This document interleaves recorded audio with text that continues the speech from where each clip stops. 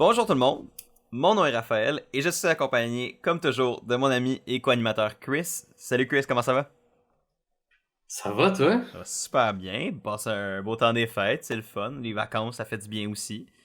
Fait que ben content de te voir, puis surtout parce que c'est le dernier épisode de la saison, c'est la finale, et ben je suis content d'être avec toi pour pouvoir en parler. On a même pu écouter la finale ensemble, nous, donc Chris t'es venu chez nous, on a pu Yep. écouter ça ensemble, puis ça a été, je pense, une belle soirée. Fait que là, je suis juste excité d'en parler. Là. Ça fait comme une semaine quasiment qu'on l'a écouté un petit peu.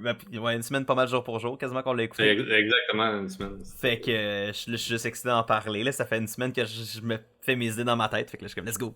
C'est le moment. Yep. Fait Yep. Une bonne finale. Si oui. vous l'avez pas écouté encore, allez-y. Ça close bien cette belle saison qu'on a eue. Qui est, avec la saison 42, mes deux préférés de la New Age. Je suis. Ouais. Euh, je dirais. Je partage ton avis là-dessus. Je pense aussi que, ouais, 42. 42 puis 45, il faudrait que je réfléchisse. Il faudrait peut-être aussi que je revoie 42 maintenant. Comme après avoir vu 45 puis voir comme, ok, ouais, comment maintenant que j'ai vu les deux, maintenant que j'ai les deux dans la tête, comment je les compare. Mais, ouais, je pense aussi, les deux c'est pas mal mon top 2 là, pas mal assurément. Là. Fait Yeah. que, Fait que allez l'écouter parce que ben on va tout dire, même jusqu'au gagnant ou gagnante de la saison. Fait que si vous voulez pas vous faire spoiler cette finale, si ça n'a pas déjà été fait, puisque ça va quand même vite, ben, allez-y avant qu'on rentre dans le sujet. Puis on va y aller cette fois-ci chronologiquement pour la finale, ça fait plus de sens que de dire qui a gagné, puis après ça décortiquer tout ça, puis donner un peu moins d'intérêt à la personne qui sort en premier de cette finale. Fait qu'on va y aller chronologiquement, puis on va pouvoir décortiquer ça du début à la fin. ouais, puis ça va aussi nous permettre de garder à jour le score de nos prédictions pour la finale. Ben, en fait, les prédictions de la saison en lien avec notre repêchage qu'on a fait avant même le tout début de la saison, quand on n'avait même pas encore rencontré tant que ça ces gens-là. Maintenant, 15 semaines quasiment plus tard, 90 minutes, des épisodes de 90 minutes plus tard, on a appris pas mal à les connaître, on s'est attaché, on s'est fâché, on a vécu plein de choses avec eux, puis là c'est le moment de savoir laquelle de nos trois équipes, entre la vôtre, le public, la mienne et celle de Chris, va remporter tout ça. Au moment où la finale commençait, sauf erreur de ma part, on était à un score de 22 points pour moi, 24 points pour Chris, et c'était 32 points pour vous. Donc, on était très, très, très... non, 45 points pour vous, pardon. Ouais. 45 points pour vous, parce qu'avec l'élimination de Drew au dernier épisode avant la finale. Donc, vous aviez 45 points. Donc, vous aviez une belle avance. Déjà là, par contre, il vous restait seulement un joueur. Ben, il vous restait seulement une joueuse en Katara. Tandis qu'au lancement de la saison, de la finale, pas de la saison, Chris avait 24 points, comme j'ai dit, avec Dee et Julie. Julie étant ton winner pick en plus. Fait que toi, t'avais une belle finale Oui, avec oui. deux joueurs dans des bonnes positions. Et moi, j'avais Austin et Jake et un beau 22 points à date en réserve. Donc, ça nous lançait. C'était quand même un truc très serré, à part pour vous qui dominiez pas mal au niveau du score. Par contre, avec seulement une joueuse restante, il fallait espérer que Katara ait quand même un bon résultat pour vous aider. Mais Oui. je pense que. En fait, j'ai juste hâte de vous révéler tout ça parce que moi, j'ai les résultats ici sur ma petite feuille. Et donc, on a pu réagir à ça, moi puis Chris, en direct et on trouvait ça très comique. Et j'ai hâte de pouvoir vous partager ça avec vous. Si vous n'avez pas même déjà suivi ça à la maison, vous avez peut-être même déjà la réponse si vous avez suivi avec nous tout au long de la saison. Mais voilà. Comme Chris l'a dit, on va aller chronologiquement. Fait qu'on va parler un peu des événements élimination par élimination jusqu'à au conseil de tribu final. Fait que, ben écoute, si tu veux nous lancer, Chris, avec le début un peu de l'épisode, qui s'est ouvert sur le petit recap de saison, blablabla. Mais en fait, le retour du Tribal Council où, suite à l'élimination de Drew, donc le numéro 1 d'Austin, Austin était un peu bamboozled, comme on pourrait dire. Ouais, c'est ça. On s'était posé la question s'il savait, puis qu'il avait gardé ça pour lui, stratégiquement pour aller plus loin ou peu importe, juste pour garder at least le vote de Drew s'il se rend à la finale. Mais là, ça a été confirmé que Austin a bel et bien été blindside. Donc, Dee a pris la décision inverse que lui-même avait pris plus tôt, quand c'était une première attaque sur Julie. Il l'avait dit à Dee et c'est Dee qui a pu transférer l'information à Julie. Mais à ce point-ci, ils ont quand même joué le jeu, Dee et Julie, que sont plus trop ensemble. Elle y aurait pas dit que son nom sortait. Puis c'est ça. Fait que là, Austin, lui, s'est fait blindside par Dee et par tout le monde qui a voté pour Drew. Ouais.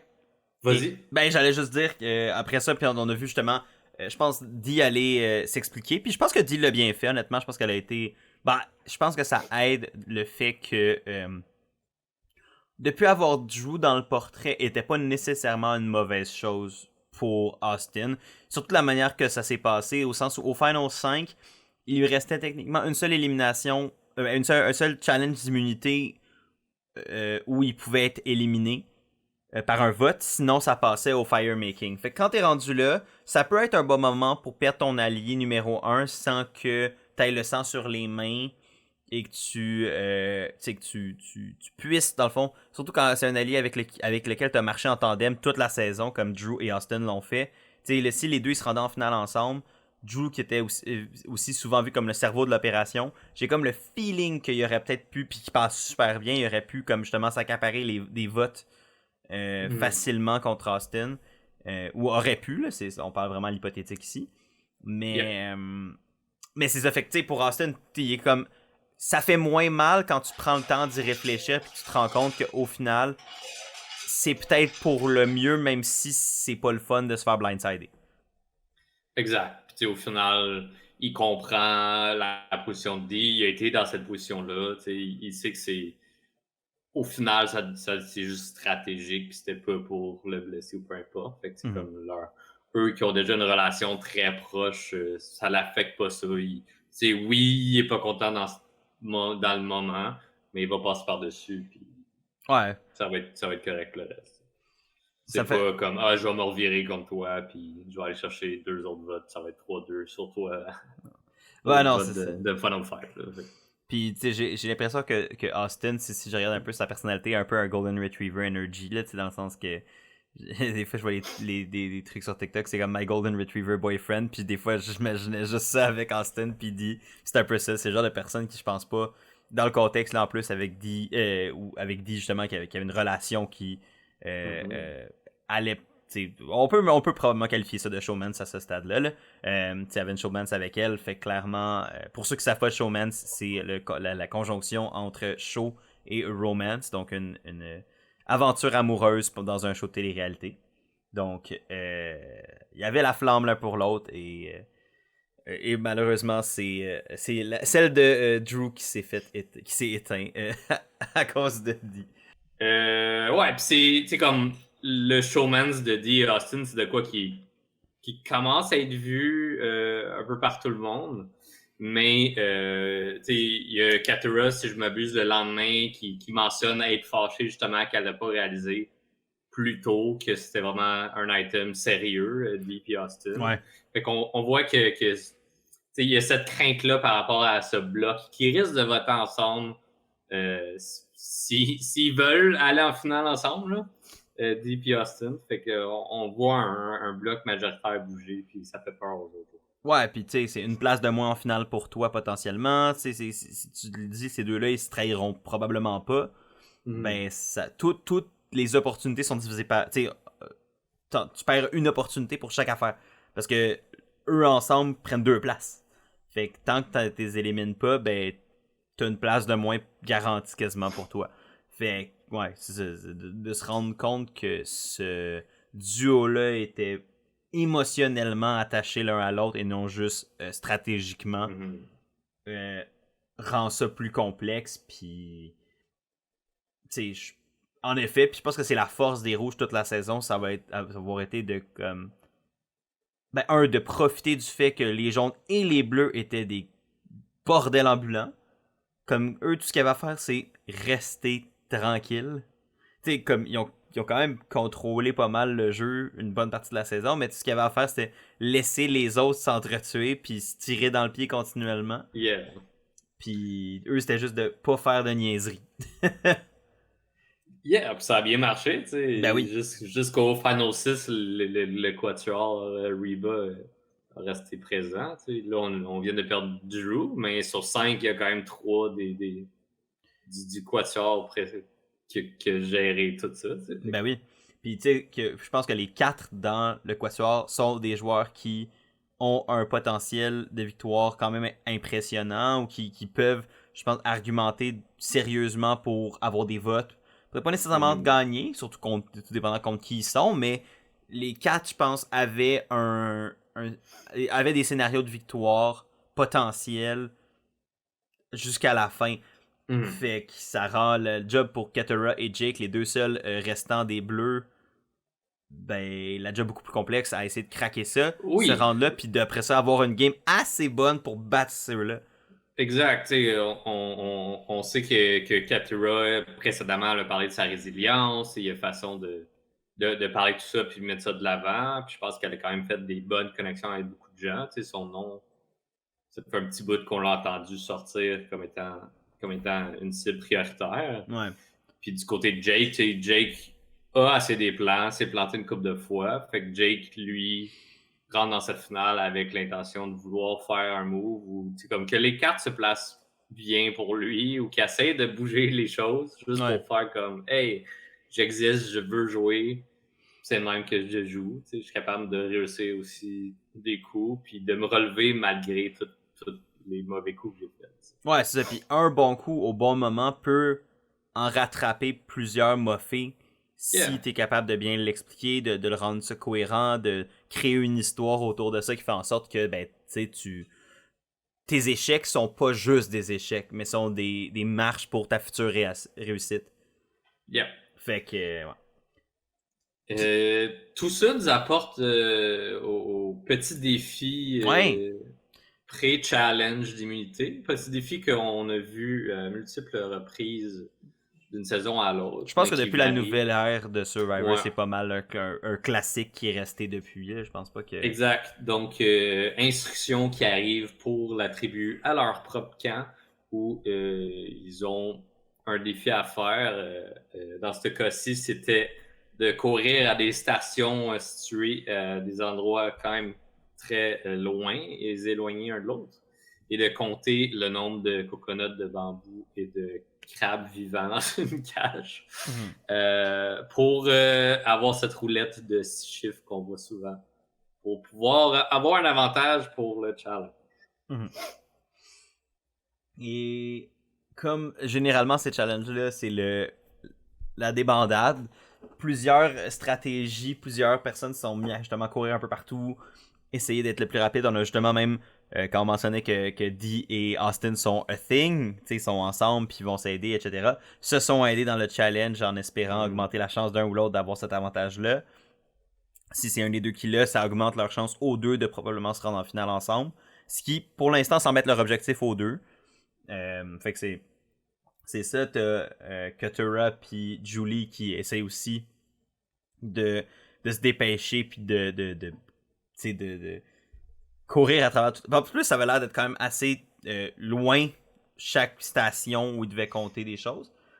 Puis après ça, t'as Jake qui utilise une autre stratégie qui est celle de la lièvre et la tortue. Le lièvre et la tortue. Puis il était la tortue, puis comme de fait, la tortue... utiliser la stratégie de la tortue dans ce cas-ci, lentement mais sûrement, puis tu t'assures d'avoir la bonne réponse une fois, a fonctionné. Tu sais, j'ai aimé vraiment sa stratégie de... Je sais que je serai pas capable de courir plus vite que tout le monde puis les rattraper. Fait que je vais le faire, prendre mon temps, le faire une fois, puis cette fois-là, je vais m'assurer d'avoir la bonne réponse. Yeah, exact. Parce que, tu sais, il y avait la pénalité de si tu te trompes, après ton seul essai, tu dois automatiquement recourir à toutes les stations. Ouais, en plus. Pour pouvoir faire un deuxième essai et ainsi de suite. Fait qu'il voulait éviter ça. Puis il y avait une stratégie quand même comique qui était comment se rappeler des chiffres, parce que là, tu cours, tu comptes d'autres affaires, tu veux pas oublier les nombres que tu as comptés. Fait qu'il se souvenait des gagnants des saisons de Survivor passées. Donc, à un moment donné, il y avait 15 morceaux. Je me rappelle plus de quoi, je pense que c'était de crabes. C'est 18 crabes. 18 crabes, il a assigné ça à la personne qui a gagné la saison, ainsi de suite, jusqu'à... Il y avait même 43 avec Gabler, qui était les coconuts, qui était un peu coucou in the coco, effectivement. Mais ouais, non, ça, j'ai aimé les petits clins d'œil, les petits clins d'œil aux saisons passées. C'est des saisons en particulier 18 puis 25, donc Survivor Tocantins et Survivor Philippines. Survivor Philippines, qui est un endroit qui va être familier à ceux qui écoutent Survivor Québec, saison 1. Mais oui, non, donc, dans le fond, qui sont des. Puis même Survivor 43, on va pas discréditer Gabler non plus, mais. Tu sais, ces 3 saisons, je pense qu'ils sont le fun à regarder. Fait que c'était le fun d'avoir le petit shout-out. Surtout à JT, on en entend plus souvent, mais Denise de Survivor Philippines, qu'on n'en entend pas souvent parler nécessairement. On entend plus parler quasiment de Malcolm de cette saison-là que d'elle. Puis pourtant, elle a gagné, puis elle a eu un chemin impressionnant à la victoire. Mais non, c'est ça. Fait que Jake qui a eu un petit peu un moment, justement, qui comme pour moi, tu sais, quand je le regardais, j'étais comme, ah, tu vois, Jake, malgré. Puis je vais ressortir une analogie que je pense qui est revenue plusieurs fois dans la nouvelle ère, c'est le Charlie Brown. Jake qui, je pense, un peu incarne ça comme Owen, ton winner pick de 43, justement, incarnait aussi le si proche mais si loin en même temps. De joueurs, genre d'archétype de joueurs qui... J'ai l'impression que c'est un archétype un peu post-edit qui arrive où c'est les joueurs qui essayent bien fort mais qui ça marche jamais pour eux, ils sont pas chanceux. Puis c'est un peu ça, mais tu sais, moi je me disais, ben regarde, il y a peut-être l'opportunité, malgré que sa saison a été pleine d'embûches, de slowly but surely, tu sais, je vais pas être le premier, tu sais, je vais pas partir le plus rapidement, mais je vais avoir la stratégie qui va me permettre de gagner, je vais être capable de trouver une solution à mes problèmes, puis qui va m'amener à remporter. Fait que là, moi, je le voyais quand même pour un bon signe pour les chances de Jake en début d'épisode. J'étais comme, ok, ça commence bien pour Jake, cet épisode-là. Puis j'étais content parce que je l'ai mentionné au dernier épisode, mais moi, Jake, pour vrai, un de mes personnages préférés de la nouvelle ère, je pense.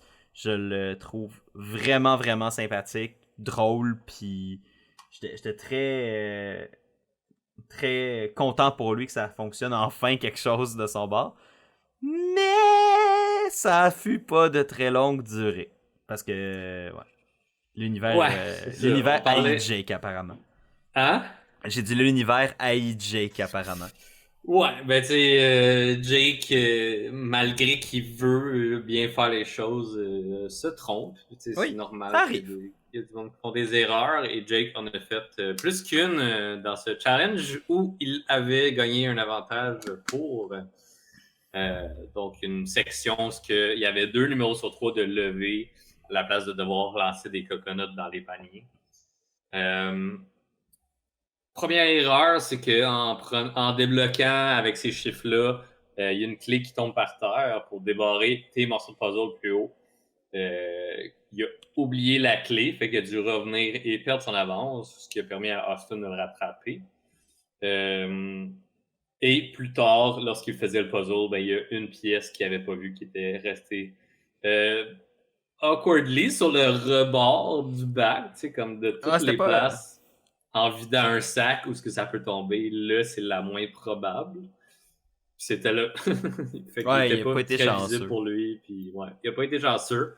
Fait qu'au final, c'est Austin qui remporte ce dernier, ce collier d'immunité, en fait, ici présent, pour le Final Five.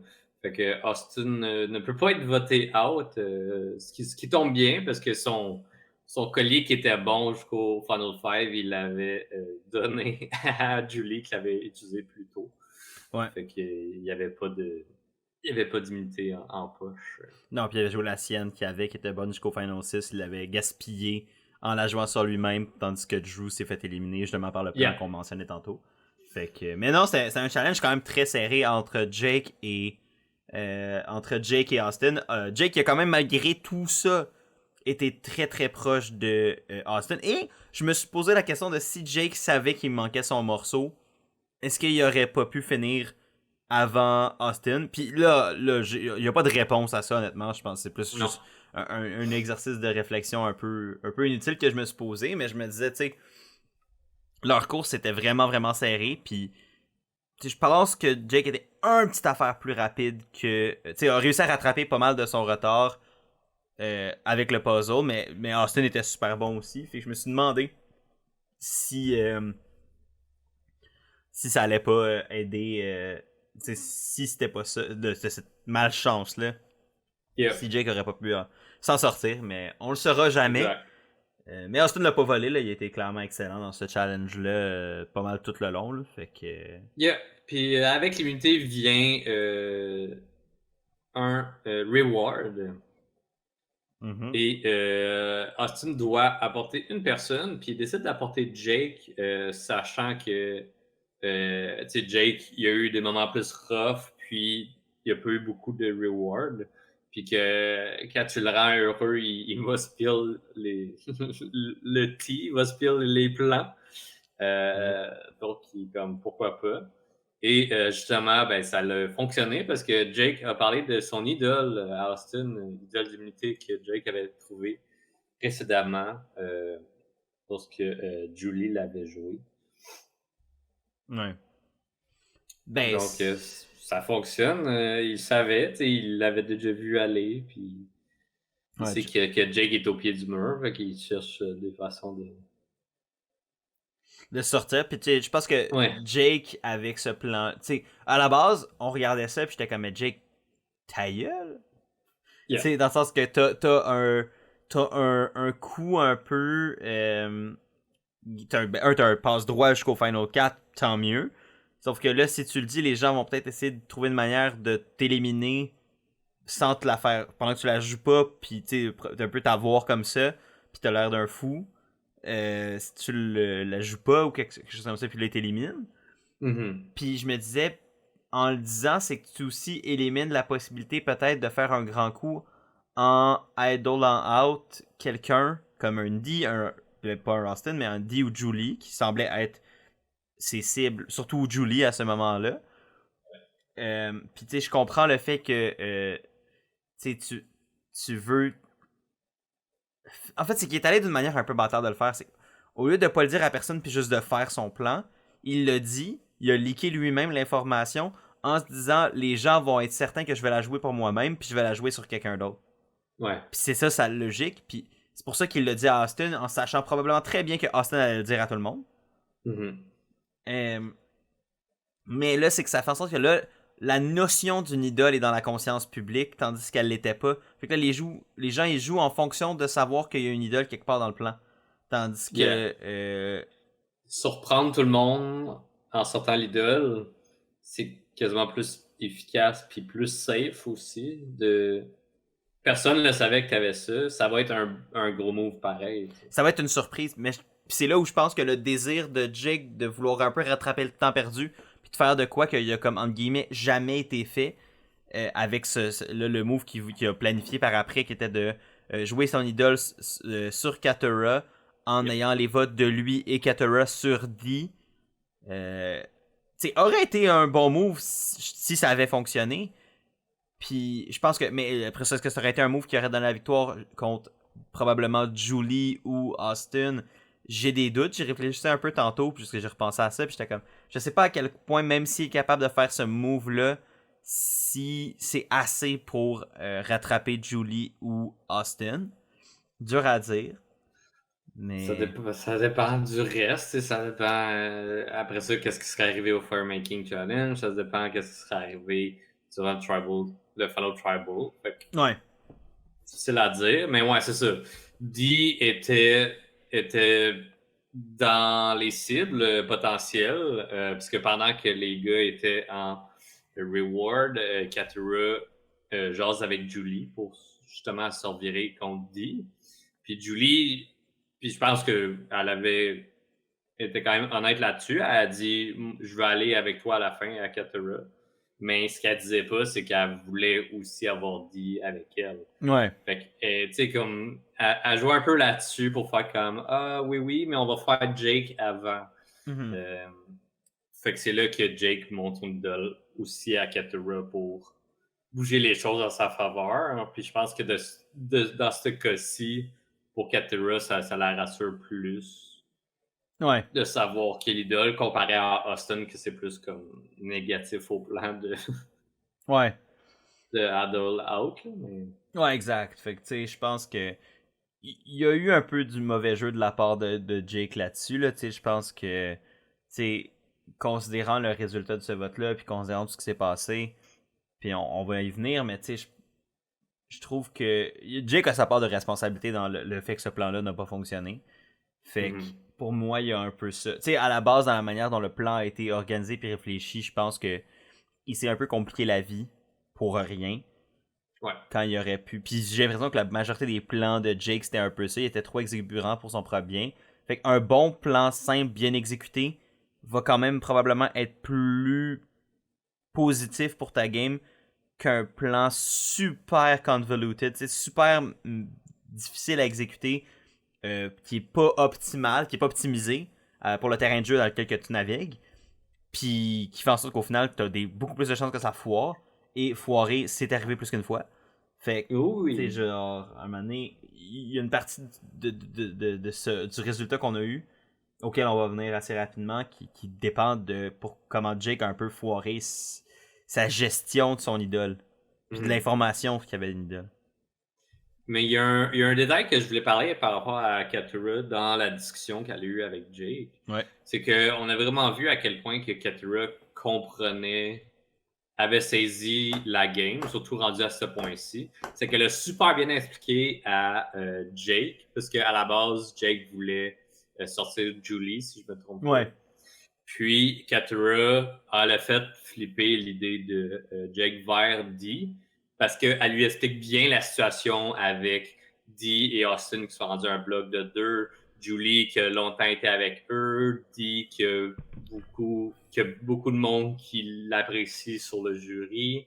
Peu de monde ont voulu s'en prendre à elle malgré qu'elle est une forte cible depuis un certain temps.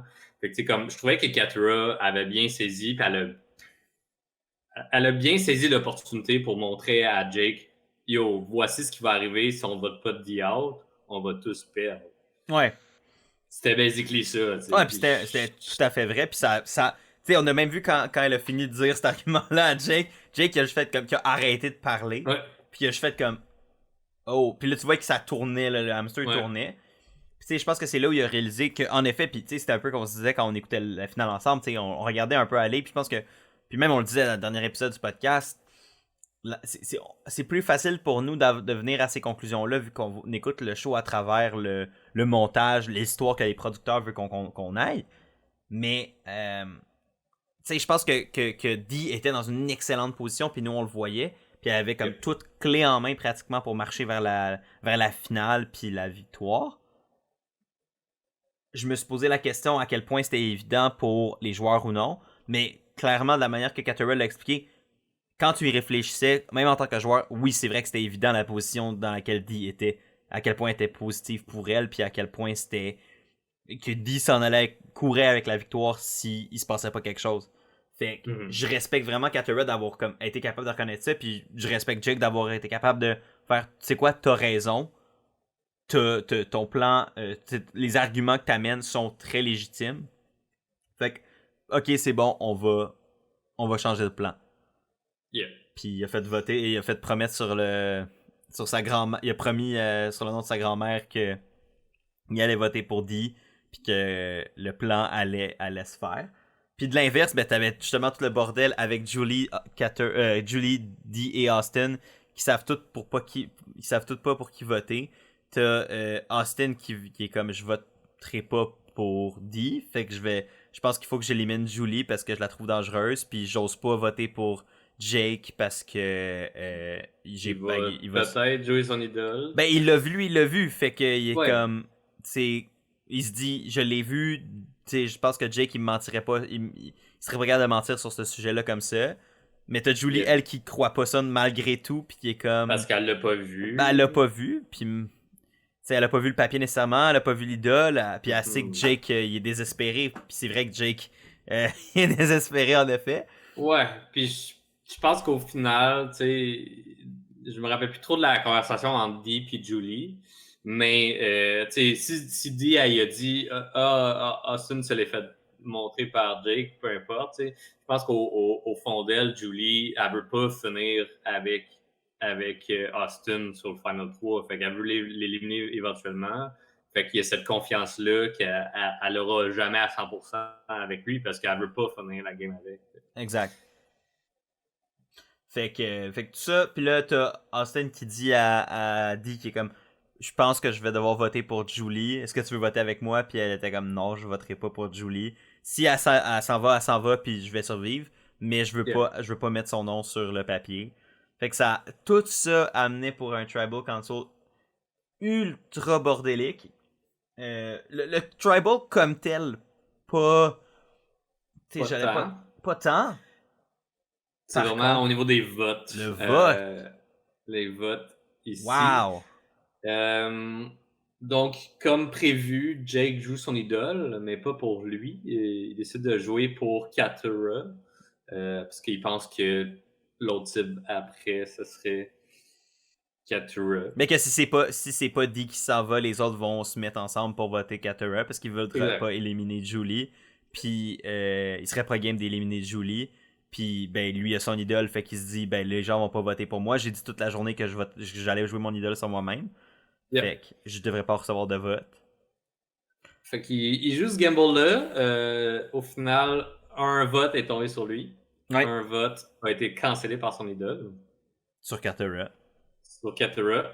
Un vote est allé sur Dee, qui était celui de Jake. Mais 2 votes sont allés vers ma winner pick, Julie. Donc, Austin a décidé de cas-ci. Et on a Katura qui a décidé de changer son vote à la dernière minute. Ouais. Et que retourner contre son propre plan, une part de son plan, sa propre cible, disons, Mm-hmm. et se revirer contre Julie. Puis c'est Julie qui est out Final 5, donc ma winner pick sort au début de la finale. Ouais. Ça fait un peu mal d'un côté prédiction et pointage, parce que j'ai perdu du monde tôt dans la saison. Fait que j'espérais pouvoir aller le plus loin possible avec mes deux, mais j'étais quand même content que Julie se rende aussi loin comme winner pick. Elle s'est rendue jusqu'à la finale et j'ai toujours dit dans la course. Fait que j'étais bien content pour ça. Puis Julie, je trouve qu'elle a joué une bonne game. Oui, elle a voulu faire des moves ici et là qui sont, je pense, sa tribu. Son alliance n'a pas voulu faire les mêmes moves que elle, puis elle a su prendre moins de place, puis de moins pousser pour moins devenir une cible, malgré que Drew a voulu s'envirer contre elle. Ouais. Mais au final, je pense qu'elle s'est bien distinguée de son titre de Mama J qu'elle voulait pas nécessairement avoir. Puis elle s'est permis de jouer, surtout vers la fin de la saison. Fait que je suis bien content de son parcours. Ben oui. Je pense que honnêtement, Julie, dans sa situation, aurait difficilement pu faire mieux. Puis même, je pense que si c'était pas de ça, puis si le plan initial de on sort dit avait été respecté, je pense sincèrement que Julie avait le chemin vers la victoire potentielle. Yeah. Je pense que le dernier challenge, je pense que c'est un challenge qu'elle aurait pu gagner. Le challenge du Final Four. Puis après ça, puis même là, je pense qu'elle avait une réputation pour être bonne au firemaking. Fait que, admettons qu'elle gagnait pas puis qu'elle était envoyée au firemaking, ce qui était probablement l'autre scénario le plus plausible dans ce contexte-là, je pense qu'elle aurait été capable de s'en sortir. Puis après ça, tu la mets au Final 3 avec un jury qui, je pense, aurait été très réceptif à ce qu'elle avait à dire. Je pense qu'elle a joué une game qui se défendait. Fait que, non, Julie, je pense qu'elle peut être très fière de son parcours et déçue encore plus de son élimination. Dans ce cas-ci. Fait que ouais, non, Julie, puis pour moi, Julie, j'avais pas vraiment d'attente envers elle quand la saison a commencé. Tu sais, j'étais comme. D'où le fait que j'étais tant surpris quand tu l'avais pris comme winner pick. J'étais comme. Pas que c'était mauvais, mais c'est juste que j'étais comme. Pour moi, j'étais plus indifférent par rapport à elle, mais je trouvais qu'elle avait une bonne. J'ai aimé la discussion que l'archétype du mama, de la mère, puis tout ça, Ouais. tourner avec elle, qui était comme, je suis pas à l'aise d'être cet archétype-là, parce que ça m'empêche de jouer la game, Ouais. d'avoir l'archétype d'une maman, puis c'est vrai. Elle se sent trop mal, tu sais, elle veut se détacher un petit peu plus de la game, puis cet archétype-là la met un peu trop proche des gens. Exact. C'est ça qui la ralentissait, tu sais. Ben, c'est ça, fait que j'ai aimé son arc narratif, j'ai aimé. C'était drôle de voir, tu sais, comme, pis tu veux pas l'alliance des rouges, t'avais 3 petits jeunes, puis elle, mais pourtant, elle était tout aussi un rouage important, fait que c'était, tu sais, comme quoi, de caster des gens, puis elle est pas full vieille, là, quoi, 40 quelques ans, là, elle est pas non plus, elle a pas sa carte de l'âge d'or, là. Je me souviens pas. Je peux aller voir, là, mais... L'âge d'or, c'est quand même à 55 ans, là. Mais elle a En tout cas, clairement au pas Québec, 55, là. Elle a 49. Ça, c'est maintenant. Fait que quand ils ont filmé, elle avait peut-être 48. Mhm. Elle n'est pas si vieille que ça là, dans l'ultime, mais dans le contexte de Survivor 45, qui était un cast assez jeune, Julie était la plus vieille. Yeah. Fait que... Puis, tu sais, elle puis Bruce, ils ont, à 2 reprises, ils ont eu un bon duel. Fait que, comme, malgré son âge, que dans la game de Survivor, c'est considéré comme plus vieux, elle a quand même eu des bonnes performances aussi. Mm-hmm. Très satisfait. Fait que, pour notre petit jeu, Chris, l'élimination de Julie en 5e place, te donne quand même un beau 14 points. Bon, ce qui est le plus faible nombre que tu pourrais avoir pour la finale, mais qui reste quand même bon dans l'ultime de la saison. Donc, ce 14 points-là t'amène donc de 24 à 38 points. Et pour rappel, moi, je suis toujours à 22 points à ce stade-ci. Toi, t'es à 38 et le public est à 45. Donc, t'avais vraiment besoin que... en fait, mathématiquement, à ce stade-là... Je pouvais pas gagner. Tu pouvais pas gagner. Non, c'est ça. Même si, hypothétiquement, à ce moment-là, on a eu la discussion. Là. Ouais. Même si, hypothétiquement, Dee gagnait et me donnait 18 points, je battais pas... pas at least le public parce que Katura était encore là, puis ça lui donnait plus de points que j'allais avoir au final. Je pense que pour que tu gagnes à ce scénario, puis là, même là, il faudrait que je recalcule, mais je pense qu'il aurait fallu que Dee et Julie soient 1 et 2, peu importe dans quel ordre. C'est que tes deux joueurs, puis que Katura soit éliminé première. Là, je pense que mathématiquement, t'avais une chance, parce que là, tes deux joueuses avaient un différentiel de points assez élevé avec Katura puis son élimination pour te donner la victoire. Mais malgré tout, tu sais, en fonction de notre petit concours qu'on avait, j'étais satisfait avec ce que j'avais eu, puis j'étais satisfait de où ce que Dee pouvait aller, puis je votais encore pour elle. Fait que j'étais tout autant intéressé par la finale, même si c'était pas mal clos pour moi, notre petite compétition. Puis que j'avais même des chances de me faire battre par toi. Ouais. Fait que j'étais comme, tu sais, on n'avait pas calculé à ce moment-là, mais il y avait possibilité. Ouais, exact. Puis tu sais, le fait était que tu avais potentiellement la gagnante de la saison encore dans ta team, ce qui donne encore une raison de célébrer si jamais. Si je peux gagner au moins la saison pour une fois, et comme oui, je gagne pas notre compétition interne, mais si je gagne la saison. Ouais, si t'as la gagnante dans ton équipe, ça feel quand même bien malgré tout. Comme une petite victoire. Et voilà, il y a une petite victoire, on les prend. Fait exact. Que, voilà. C'est pas comme une victoire écrasante. C'est comme, j'espérais pas une victoire écrasante d'un de nous, genre. Ouais. Que la personne gagne une compétition en plus de gagner la saison, genre. Ça a été dévastateur. Exact. Amicalement dévastateur, mais dévastateur tout le monde. Non, c'est après ça, on va quand même aller prendre une petite bière puis on va en rire. Bon, c'est pas. On s'entend, c'est pas grave, mais ouais. Donc, ça nous amène au Final Four, donc avec donc Katura, Jake, Dee et Austin. J'avais failli dire Julie. Et qui, encore une fois, pour un deuxième conseil de tribu de suite, ça revient au campement et ça se chicane un peu, là, d'attention puis du malaise parce que le propre plan de Katura a été défait par Katura. Jake fâché en parle et la confronte directement devant tout le monde. Fâché qu'elle lui a fait faire une promesse au nom de sa grand-mère pour changer le plan vers Dee et qu'elle-même change son propre plan parce qu'elle faisait pas assez confiance à Jake. Ça le faisait bien chier, puis je le comprends, tu sais. Comme, ça faisait vraiment du sens pour lui, tout ce que Katura lui a dit. Ça faisait du Puis sens pour Katura aussi, c'est ça l'affaire. Oui! Puis elle servait de base juste parce que elle avait pas assez confiance en Jake. Je trouve ça un peu dommage. On aurait pu avoir... Je trouve pas ça dommage pour moi et pour Dee, mais je trouve ça dommage pour eux que c'était peut-être le move qui donnait le plus de chance à tout le monde. C'est comme là, c'est encore possible, mais c'est plus difficile. Ouais, c'est ça, c'est que t'as le chemin qui... Tu sais, les deux chemins sont devant toi. T'as celui qui est super facile, ou plus facile. T'as celui qui est énormément parsemé d'embûches.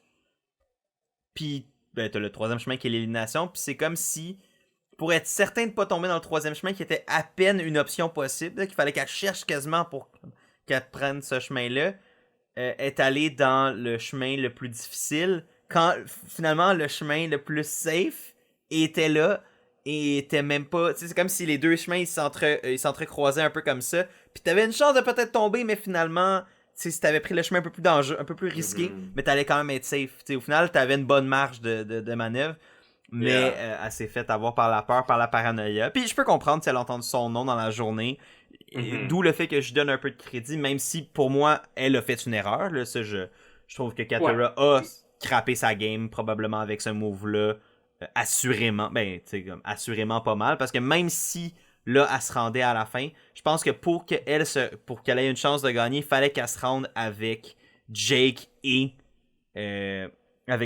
quelqu'un d'autre.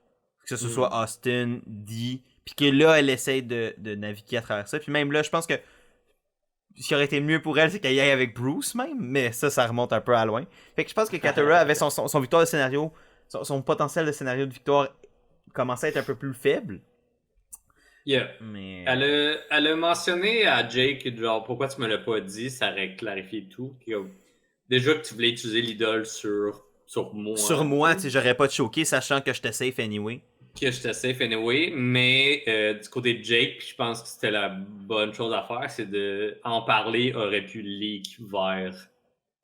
T'sais, disons qu'Atera, justement, elle fait pas assez confiance à Jake, sort de bord, parle de cette information-là, tout le monde sait que Jake va jouer son idole sur quelqu'un d'autre que lui, flippe les votes sur Jake, on vote Jake out, ouais, c'est pas faire le point, t'sais. Exact. Fait que je pense que Jake a pris la bonne décision de pas le dire, mais il avait pris déjà des mauvaises décisions jusque-là.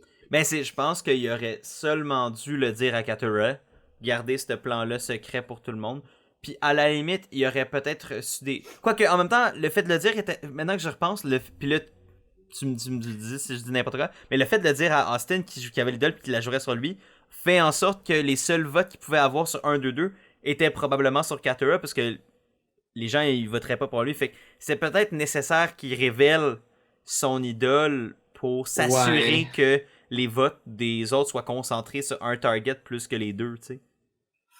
Je peux comprendre. C'est comme mais pour bait les votes sur Katura pour empêcher que... C'est dur à savoir c'est quoi le mood rendu à ce point-là. Tu sais, si tous les votes allaient sur Jake, c'est plus simple de pas le dire et de garder la cible sur toi, comme ça. Tu gardes la cible sur toi, tu joues l'idole sur toi, puis... Effectivement, toi, tu choisis. Tu sais. Ouais.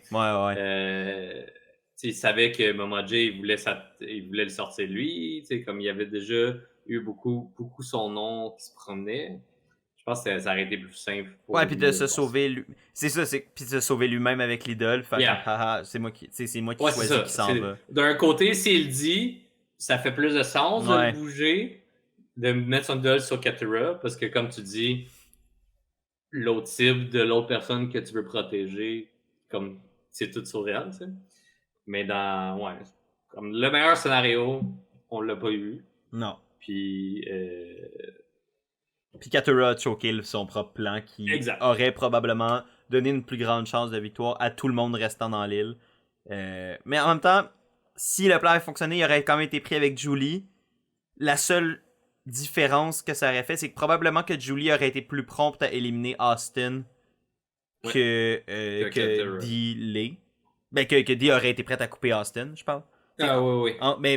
Mais ton point est vrai aussi, là, que pour Julie, elle aurait probablement coupé Austin ou Jake avant de couper Katura. Si elle devait couper quelqu'un dans le Final Four. Fait que, non, clairement, comme on dit, Katura, en prenant cette décision-là, puis en revenant sur son plan qu'elle-même elle a inventé, elle a juste rendu sa trajectoire vers la finale pratiquement impossible. Puis même si elle se rendait dans le top 3, après ça, un top 3 contre Jake ou Austin D ou D et Austin contre elle, je veux dire, les chances de gagner rendues là sont tough, là. Pas impossible, mais vraiment, vraiment tough. Yes. Fait que honnêtement, Final 4, autre que ça, c'est pas mal le challenge d'immunité finale. Qui est le genre de challenge pénible où les joueurs doivent empiler 17 bols sur une structure qui est attachée à un système de ressorts qu'ils doivent traverser. Un gros obstacle rempli de ressorts qu'ils doivent traverser. Et si ils accrochent cet obstacle-là, leur tour de bol tombe vu qu'elle est connectée à cette structure-là. J'essaie de l'expliquer de manière claire et ça l'est absolument pas. Mais... Le monde qui l'a vu va le savoir. Exact. Puis si vous l'avez pas vu, ben allez le voir. C'est bon pour votre santé. Donc, fait que c'est ça. Fait que la personne qui remporte ce challenge-là, c'est Dee. Yes. Malgré que les autres ont passé proche à plusieurs moments, mais quand c'était rendu critique, leur pile a tombé, leur tour de bol a tombé en étant accroché par le ressort, même au point de frustration de Jake qui, en voulant ramasser tous ses bols, parce que je pense que c'est entre lui et Dee vers la fin. Ouais, c'est entre lui et Dee à la fin. Puis ça l'a tombé, fait qu'il donnait... si Dee faisait pas d'erreur, c'était pas mal sa victoire. Fait que dans sa frustration, il a pilé longtemps sur le... Ben, en fait, c'est qu'il essayait de récupérer ses bols rapidement. Fait qu'au lieu de... Puisque dans le fond, la structure, c'est comme une échelle un peu. Il fallait que tu marches à travers les étages, là, si on veut. Pilé dessus à la place de marcher au travers des trous. Pour aller plus vite. Puis ça détruit le truc. Fait que... Puis les règlements, c'est que si tu brises un challenge, ben t'es disqualifié. Ouais. Fait que... C'est comme... Jeff il était fâché aussi à ce moment-là. Là. Lui, il a dit, là, Jake, fais attention, si tu le brises, t'es out. Puis genre, 30 secondes après, la structure lâche. Là. Ouais, puis mais je pense qu'il l'a juste pas entendu, là, qu'il avait l'air de dire. Mais pareil, tu sais, comme... Il aurait dû... Jake aurait dû... prendre un 2 secondes. Ouais. T'sais, comme... Oui, ça fait chier. Oui, c'est frustrant. Oui, tu vois peut-être ton opportunité s'en aller. Mais c'est pas parce que... Ça veut pas nécessairement dire que un D va pas l'échapper. Yeah. Puis, tu sais, là, t'es passé d'avoir un faible pourcentage de chance de gagner à un pourcentage nul. Fait que tu t'aides pas, là. Mais je comprends sa frustration. Puis c'est dur pour moi d'être fâché, tu sais, d'y en vouloir parce que j'ai déjà perdu dans des jeux, que ce soit des jeux de société, des jeux vidéo, whatever quoi. Puis t'as envie de puncher un mur, t'as envie de lancer ta manette. T'sais, on a tout envie des fois de flipper des tableaux de Monopoly parce que ça va pas bien notre affaire. Puis maintenant, tu... Jouez pas à Monopoly. Non. Faites juste pas jouer à Monopoly. Mais ouais, fait que Jake pouvait plus continuer puis remporter ce dernier collier crucial et qui lui donnait la décision de qui allait s'asseoir avec elle en finale et qui allait faire du feu pour survivre dans ce jeu. Ouais. Et tout d'abord, Jake lui demande de le laisser faire du feu parce que il veut continuer à se prouver, il veut continuer. Comme oui, c'est le chemin le plus difficile, mais il veut avoir ça de plus. Il veut avoir ce combat-là, puis il veut gagner ce combat-là. Puis je pense que c'est respectable à ce point-ci. Et c'est sûr que là, il y a le débat de faut-tu faire Fire Making Challenge pour gagner à la fin totalement. On est d'accord, moi et Raph, pour dire que pas nécessairement, là, non. comme arrêter. Mais dans le cas de Jake, ça fait du sens de comme plan après ouais, j'ai de la misère. Plan après plan. Bon, voilà. a échoué pour lui. Fait qu'il veut avoir cette victoire-là Ouais. pour son CV, mais aussi pour lui, pour sa victoire personnelle, parce qu'il a l'impression que tout ce qu'il entame arrive pas au résultat qu'il voudrait. Ouais, c'est ça. Fait que, tu sais, pour lui, c'est comme. Même si ça lui donne pas la victoire à la fin, au moins c'est une victoire personnelle de comme. Ouais. J'ai été capable de faire de quoi. Je me suis amené à la fin. J'ai comme une petite victoire sur mon CV que je peux dire ça c'est à moi, ça c'est moi qui l'ai fait. Puis. Mais à ce point-là, mais à ce moment-là, on se posait la question, est-ce qu'il est trop à terre pour réussir? Ben oui, puis on l'a vu, tu sais, comme une fois qu'ils sont revenus au camp, puis ben classique maintenant de la nouvelle de la nouvelle ère de Survivor, quand les joueurs reviennent du challenge immunité final, on les voit revenir au camp, ils ont le matériel pour faire le feu, pour se pratiquer à faire le firemaking, puis on le voyait pratiquer, puis ça marchait pas ces affaires là. Au même point où Austin même allé le voir, Austin était content là, que ça marche pas ces affaires parce qu'Austin le voulait là, faire le firemaking lui aussi pour d'autres raisons lui par contre. Je pense que lui il le voulait parce que il voulait avoir cette dernière petite victoire là pour prouver au jury qu'il méritait la victoire. Yeah. Puis d'un côté, comme dans les discussions entre Dee et Austin, il voulait pas avoir Katura à la finale. Fait que c'était un peu ça son point de vente. C'est ouais, Jake est en train de choke en ce moment. Moi, tu sais que je suis bon en feu, je peux sortir Katura. Laisse-moi le faire, je vais la sortir, puis on va voir une finale avec Jake. Ouais. Puis, tu sais, une finale. Mais le contre-argument de ça, puis la raison pourquoi Dee voulait pas, c'est qu'elle savait très bien que si Austin était celui qui remportait le Firemaking Challenge, ça lui donnait une victoire de plus dans son résumé, ça lui donnait un petit boost de plus dans son CV à la toute fin. Puis, sachant très bien que les deux allaient fort probablement s'amener à la fin, mais qu'ils allaient se rendre dans le Final 3 ensemble, Dee ne pouvait pas se permettre de donner ce petit boost-là à Austin, même s'ils s'aiment, même s'ils s'apprécient beaucoup, beaucoup, puis qu'ils souhaitaient se rendre dans la finale ensemble. Dee pouvait pas se permettre d'offrir une fleur à Austin à ce moment-là.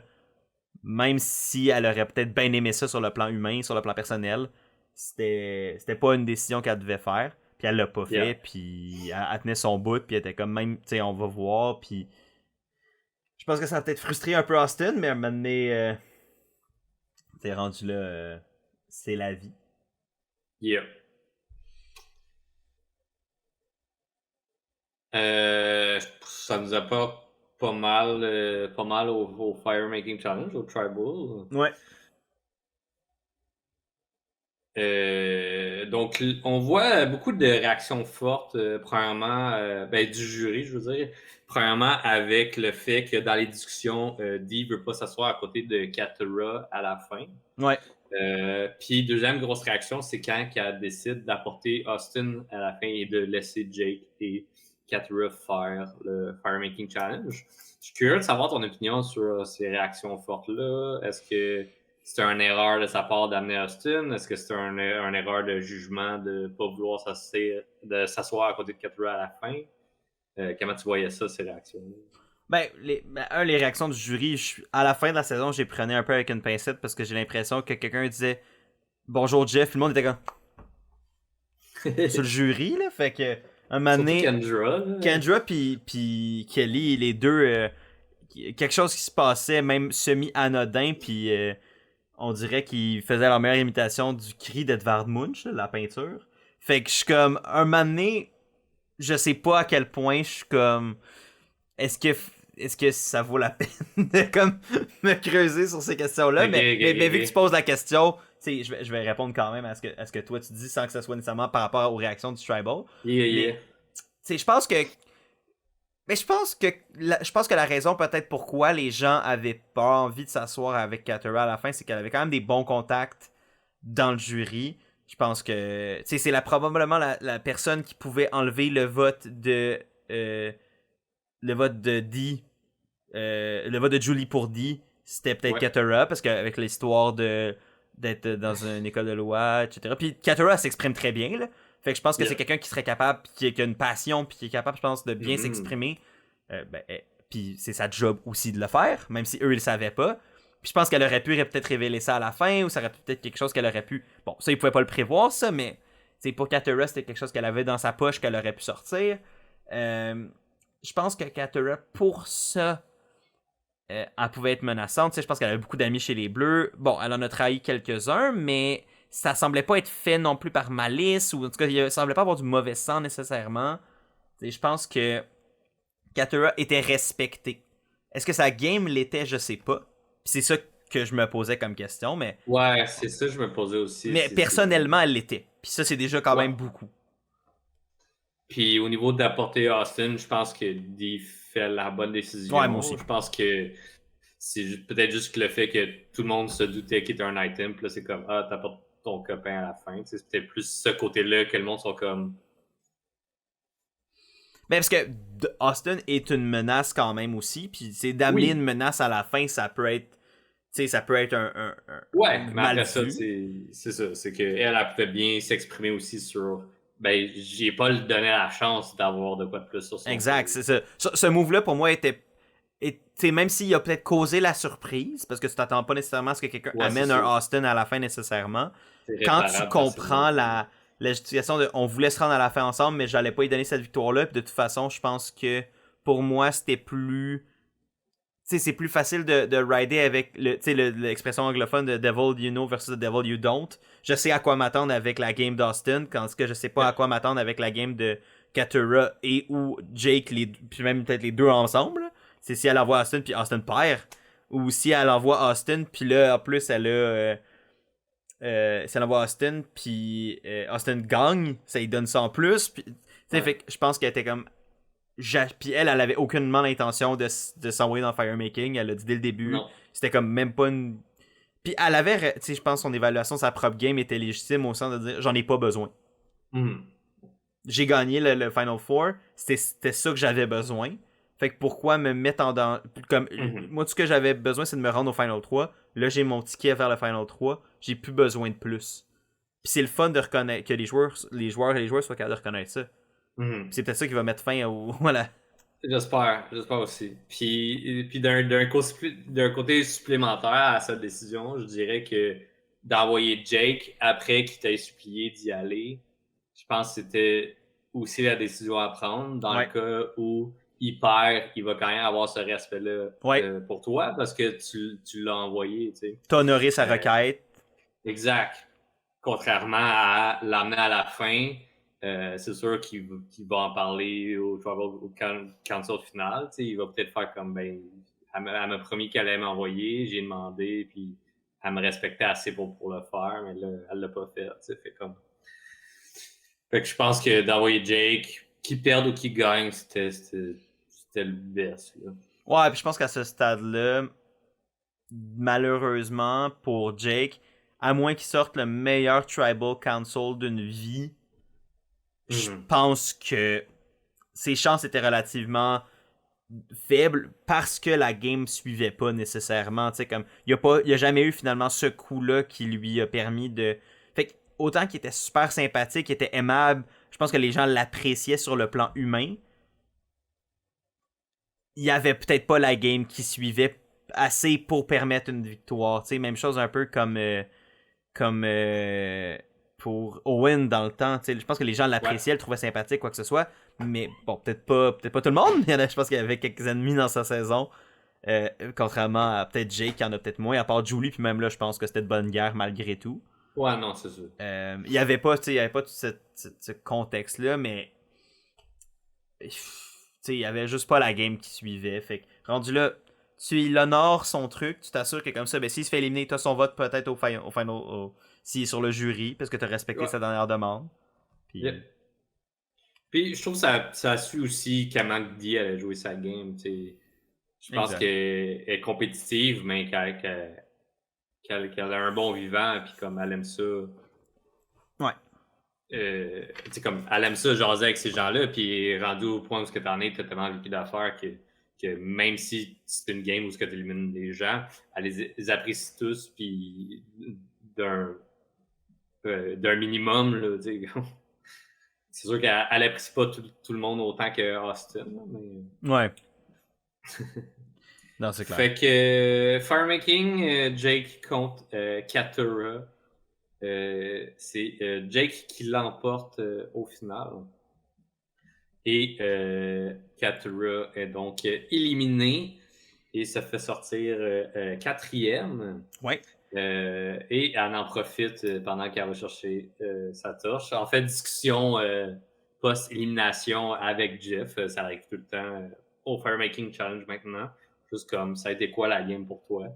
Puis, c'est là qu'elle a révélé son grand secret qui était une avocate. Et, Ouais.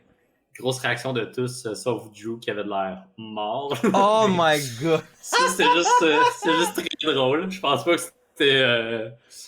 c'était lui qui était comme juste. Ben, il est peut-être moins expressif à la base, puis je pense que Oui, ça a donné aussi, que peut-être qu'il a peut-être même pas entendu, il a peut-être pas. Mais il avait C'est l'air. ça. Tout le monde était comme Oh my god! Lui, il était comme- Pour ceux qui écoutent en version podcast, je m'excuse, mais allez voir en version vidéo, puis vous verrez mon imitation un peu foireuse de tout ça.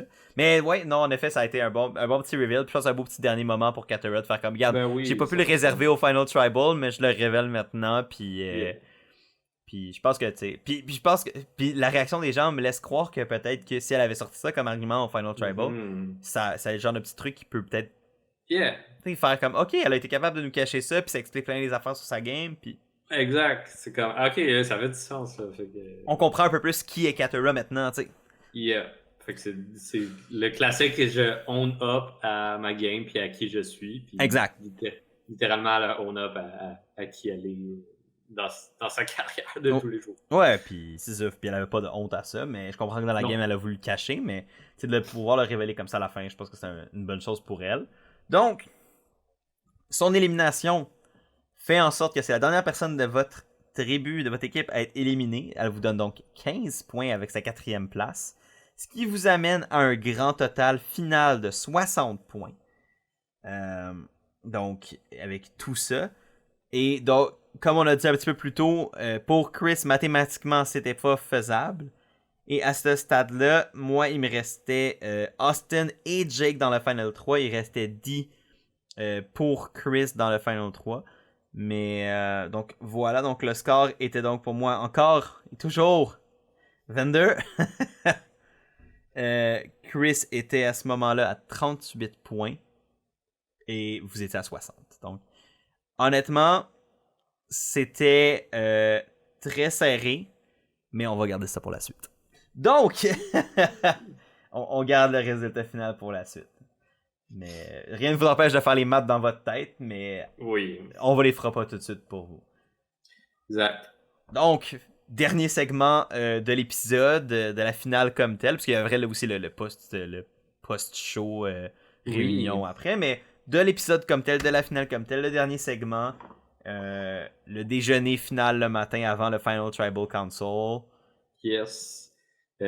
Classique brunch et discussion des gens du jury sur comment ils voient la game, avec une petite tournure cette fois-ci que ça part le bal avec les 3 joueurs qui discutent du jury. Ouais, ils ont parlé des membres du jury. Ça, je trouvais ça le fun parce que c'est quelque chose qu'ils faisaient, tu sais, qu'ils faisaient dans les vieilles saisons de Survivor, qui faisaient un peu comme le...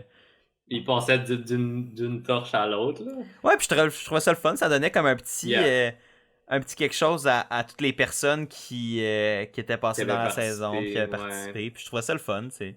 J'aimerais ça un genre de retour de même. Parce que, tu sais, oui, j'aime ça que ça soit concis et tout, puis qu'on arrive au but, puis qu'on voit la game. Mais d'un autre côté, tu sais, je trouve que dans la nouvelle ère, tous ceux qui sont éliminés pre-merge, on s'en fout un peu. Parce que, tu sais, ils sont même pas là à l'after show vu qu'ils font ça directement là-bas. Ouais, fait qu'ils sont éliminés, puis on les voit plus jamais, là. On les voit plus jamais, tu sais. Fait que je trouve ça un peu dommage pour ça qu'on revient pas sur des moments cocasses ou des moments que le monde aurait voulu discuter avec ces gens-là. Mm-hmm. Je comprends que limite de temps et tout, là, mais dans une saison de 90 minutes comme celle qu'on a eue là, ben là, c'était une finale qui avait la même durée de temps que les autres, là, mais je veux dire, oui, c'est ça. Dans une saison où on a appris à plus connaître les joueurs que jamais, avec des épisodes de 90 minutes, un petit rappel à la fin aurait pu être le fun. Ouais, c'est ça. Je suis d'accord. Trouver une manière d'inclure les joueurs et joueuses éliminés avant le merge d'une façon ou d'une autre dans la finale. J'aimerais ça. Je vais le dire straight up. Moi, je préférais qu'ils prennent un petit moment pour faire ça que le challenge qu'ils font en début d'épisode où ils sont comme hey, on est sur un nouveau campement, puis on a un challenge pour avoir un avantage au challenge du Final 5. Pour vrai, moi, le petite épreuve qu'ils font avant, c'est tout le temps comme une petite chasse au trésor un peu random dans le campement. Ouais, c'est ça. Qui est pas plate. Genre, vraiment, c'est pas un mauvais moment, mais qui est probablement la partie la plus inutile de tout l'épisode. Ou qui est le moins engageante pour moi. Yeah. Parce que, tu sais, comme là, on a vu, en plus, Jake a remporté le truc, puis ça a même pas servi. Bon, ça a amené à des moments tristement cocasses par après, mais le point reste que c'est comme pas ça qui fait ou qui brise l'épisode. Fait que, tasse ça du chemin, mets à la place quelque chose qui permet de célébrer la saison. C'est la finale, c'est le dernier moment où on va voir tous ces gens-là, probablement notre fille, à la télé. Pourquoi pas célébrer ceux qui ont fait de la saison un succès? Yeah. C'est sûr que là, il y a le moment awkward de qu'est-ce qu'on fait avec les gens qui ont quit. Est-ce qu'on les inclut? Est-ce qu'on les inclut pas? Ben ça, c'est une question... Tu sais, à la limite, ça, c'est une question pour la prod, puis c'est à eux de voir ça, mais je pense que exact. Pourquoi pénaliser tous ceux qui ont participé à la saison pour les deux qui ont quitté? À la limite, skip les eux, puis tu sais, comme... Ouais, c'est ça. C'est que là, ça va devenir peut-être awkward. C'est ça.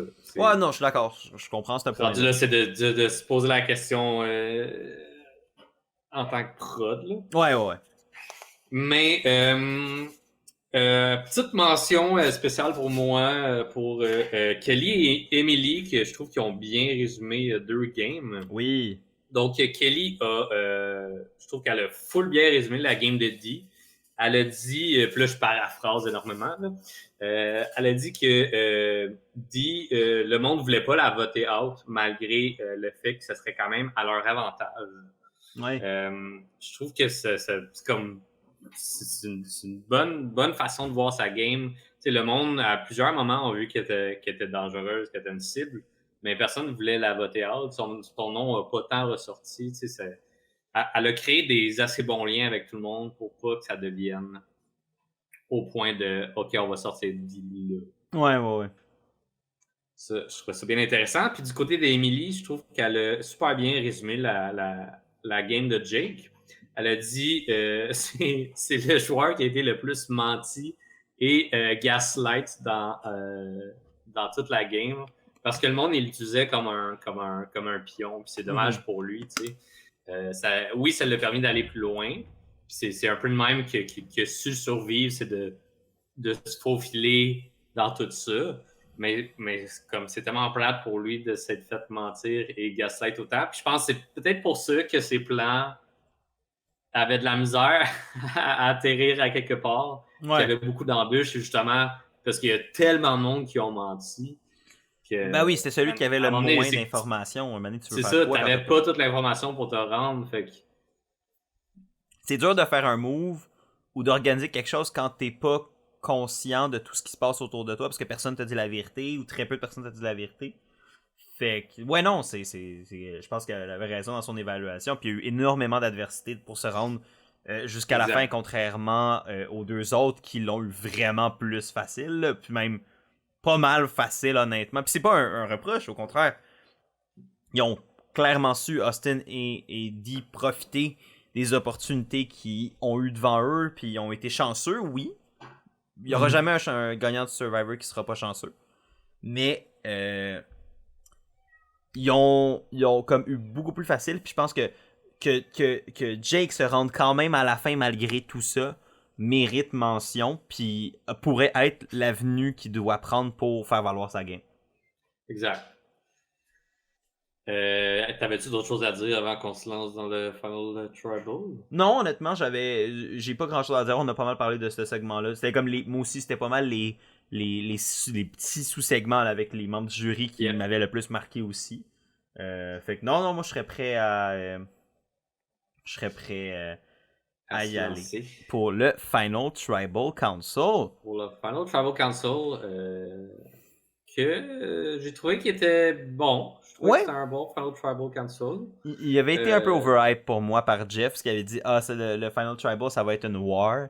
Puis j'avais comme l'impression que ça serait comme les 3 finalistes allaient vraiment comme se donner à fond, puis que ça allait être vraiment, vraiment, vraiment serré. Et pas que ça l'était pas, mais... Ça allait commencer comme ça. Ouais, ça J'avais un feeling. Ouais.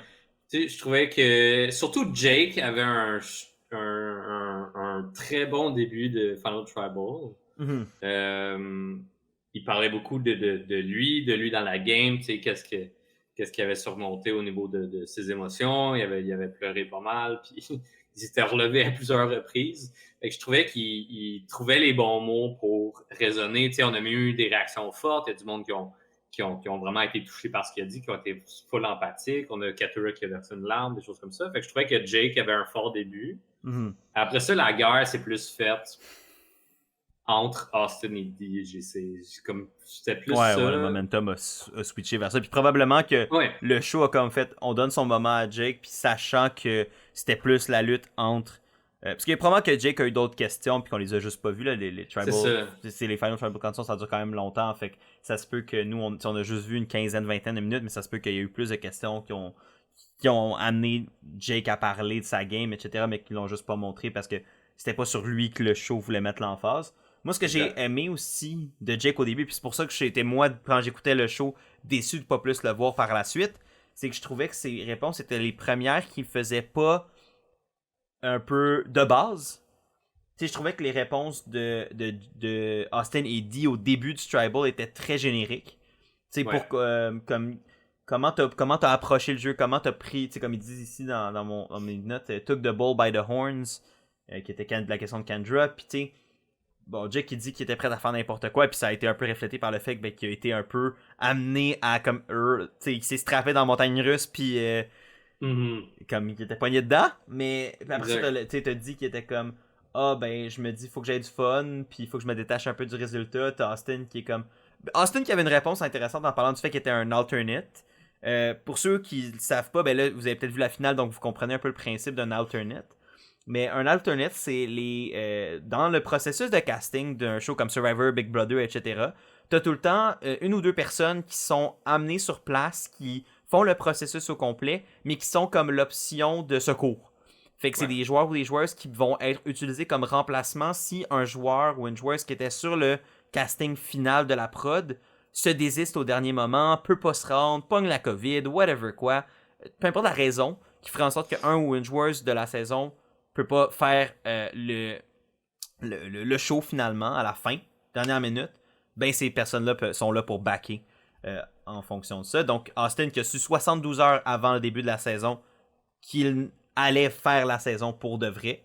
Fait que tu sais, c'est quand même ça lui a permis d'aller avec un sens de comme ben je joue avec l'argent du casino, c'est pas, tu sais, c'est comme moi on m'a donné une chance dans la minute, fait que j'y vais all-in. Il y a pas eu autant de temps que tout le monde de réfléchir qu'est-ce qu'il allait faire, tu sais, en amont, des choses comme ça. Oui, tu réfléchis hypothétiquement, mais dans ce cas, lui, il était sur le bord, mais il était pas pris, tu sais. Fait qu'il y avait pas de réflexion qui aurait pu le nuire à rester stock dans ces réflexions-là d'avant saison. Exact. Puis mais c'est après ça que ça a switché la question. Puis là où je trouve que Jake s'est vraiment démarqué, c'est quand puis là c'est juste voir c'est qui avait dit ça. C'est Katura qui a demandé, puis justement, qui a switché la question, parlait des peurs des gens. Puis c'est là où j'ai trouvé les réponses de Austin et dit absolument génériques en disant ben j'avais peur de faire de la peine au monde quand je les blindsidais ou quand je jouais la game, tu sais, la peur de décevoir les gens que j'aime ou de mentir aux gens. Puis je suis comme tout le monde presque a ce sentiment-là quand il joue, fait que je trouvais pas ça super original. Par contre, j'ai vraiment aimé la réponse de Jake qui dit ça m'a amené à confronter ma peur de l'échec. Puis pour quelqu'un qui a de l'anxiété de performance et qui compatit énormément avec Jake là-dessus, j'ai vraiment trouvé ça intéressant comment il a mis ça de l'avant. Puis il a mis devant le fait que ben, Survivor te confronte à la très réelle possibilité que tu vas foirer, que tu vas pas être au courant d'un vote, que tu vas pas dominer toute la game. Puis de comme accepter ce fait-là dans ton parcours de Survivor, moi je trouvais que c'était...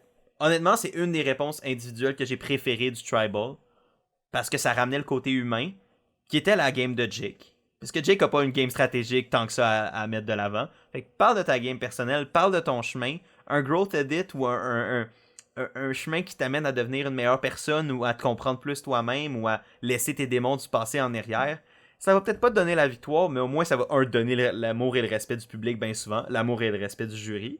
Tu vas peut-être avoir un second chance un moment donné grâce à ça parce que les gens se sont accrochés à ton histoire. Yeah. Puis, tu sais, au moins ça te rend sympathique au jury, puis tu vas peut-être avoir un ou deux votes ou même plusieurs votes d'empathie. Puis c'est déjà ça. Puis, fait que, ouais. J'ai vraiment aimé cette réponse-là. Je trouvais que c'était très Jake, c'était très lui. Puis c'est ce qu'il fallait qu'il fasse. Ouais, 100%. Après ça, malheureusement, comme on a dit, il y a eu beaucoup de questions du jury qu'on a vues qui étaient spécifiquement pour les deux joueurs des Rouges, qui étaient Deep et Austin, qui incluaient pas tant Jake. Il y a certains membres du jury qui ont inclus Jake, mais comme on trouvait que son momentum ralentissait pour le reste du Tribal. Fait que ça regardait mal pour une victoire de Jake. Plus que ça avançait. Mais du côté de Austin et Dee, c'était un peu plus la guerre, comme que Jeff avait dit. Qui se relance la balle, qui reviennent sur ce que l'autre a dit, parce que ils ont quand même été dans la même alliance, ils ont quand même fait des moves similaires. Fait que là, c'est de se distinguer et tout. Puis c'est là qu'il y a des secrets qui sont sortis, comme le fait que finalement, c'est Dee qui a dit à Julie qu'elle était en danger, puis que c'est là qu'elle s'est fait protéger par l'idole qu'elle avait. Il y a eu plusieurs petits moments comme ça que je trouvais que Dee allait une coche plus loin que Austin. Austin, c'était très j'ai fait ça AB. Dee, c'était un peu plus comme on s'est rendu là grâce à telle personne. Comme, je trouve qu'elle incluait un peu tout le monde. C'est comme elle assumait qu'elle n'a pas tout fait toute seule. Je trouvais que Austin était plus dans la lignée de c'est comme j'étais en contrôle de tout ça. J'ai fait ça, j'ai fait ça. Ouais. Dee avait, c'est ça, son discours incluait plus de gens. Puis je pense que ça lui donnait un petit edge de plus dans les questions going forward. Ouais, puis j'étais comme, si Austin ne se relève pas de ça, ça va peut-être être la fin pour lui. T'sais. Je pense qu'il y a quelque chose qui a aussi aidé Dee dans son Tribal et qui a peut-être nuit aussi à Jake. Puis est-ce que c'est un enjeu du nouveau format de Tribal Council? Ben, le nouveau, il n'est plus vraiment nouveau, là, mais du format actuel de Tribal Council, qui est plus un forum de discussion ouvert. Mais tu avais Emily qui contredisait énormément, ou qui comme challengeait énormément Austin sur ses arguments, puis ce qu'il disait. Puis ça l'amenait tout le temps à comme un peu devoir se justifier dans ce qu'il disait, ce qui a un peu moins d'impact quand il faut que tu réexpliques ta réponse deux fois, ou quand il faut que tu... Je pense que ça a amené à ce que les réponses de Austin étaient moins bonnes. Ouais, touchait pas autant dans le mille qu'il pensait. Ouais. Moi, j'aime ça, la formule de, c'est comme pouvoir réitérer puis comme relancer sur sa réponse, parce que des fois, ça va être une réponse préconstruite qu'il a pensé la veille, tu sais que il essaie de penser à ses réponses d'avance, puis comme... Ouais, puis tout le monde fait ça. C'est ça. Puis il faut que tu le fasses jusqu'à un certain point. Mais après ça, que ça devienne plus organique, puis ça te fait relancer, puis c'est comme, OK, vous avez peut-être pas bien saisi ce que je voulais dire, je vais le reformuler ou je vais racheter d'autres détails pour que vous compreniez bien ce que je veux dire. Puis je trouve ça bien. Puis comme tu as dit, tu sais, Austin a peut-être ici, dans le cas avec Emily surtout, a pas bien repris ses réponses. Il a pas redonner un peu plus de pep, disons, à sa réponse. Ouais, exact. Puis tu sais, puis moi aussi, tu sais, j'aime ça, le fait que ça soit un peu plus dynamique. Ça amène les gens à ce que... Tu sais, ça amène les joueurs au Final 3 à ce que ce soit un peu plus un challenge, tu sais, au lieu de dire, ben j'ai peut-être quelques questions à devoir répondre, tu sais, non, faut que tu sois tout le temps capable d'expliquer ta game, puis au final, c'est ça aussi, tu sais, le Final Tribal Council, c'est aussi le moment où il faut que tu prouves au jury que ta game, tu l'as joué consciemment. T'sais, si j'ai juste comme navigué à travers la game, puis j'ai comme un peu suivi le courant sans jamais prendre le taureau par les cornes, justement, puis où t'es pas conscient de ta game, de ce qui est arrivé pendant ta game, ben ça discrédibilise. Discrédibilise. Il y a trop de lettres, trop de mots. Et c'est moi qui se mélange tout le temps dans les mots. Ça discrédite, on va dire ça comme ça. Ouais.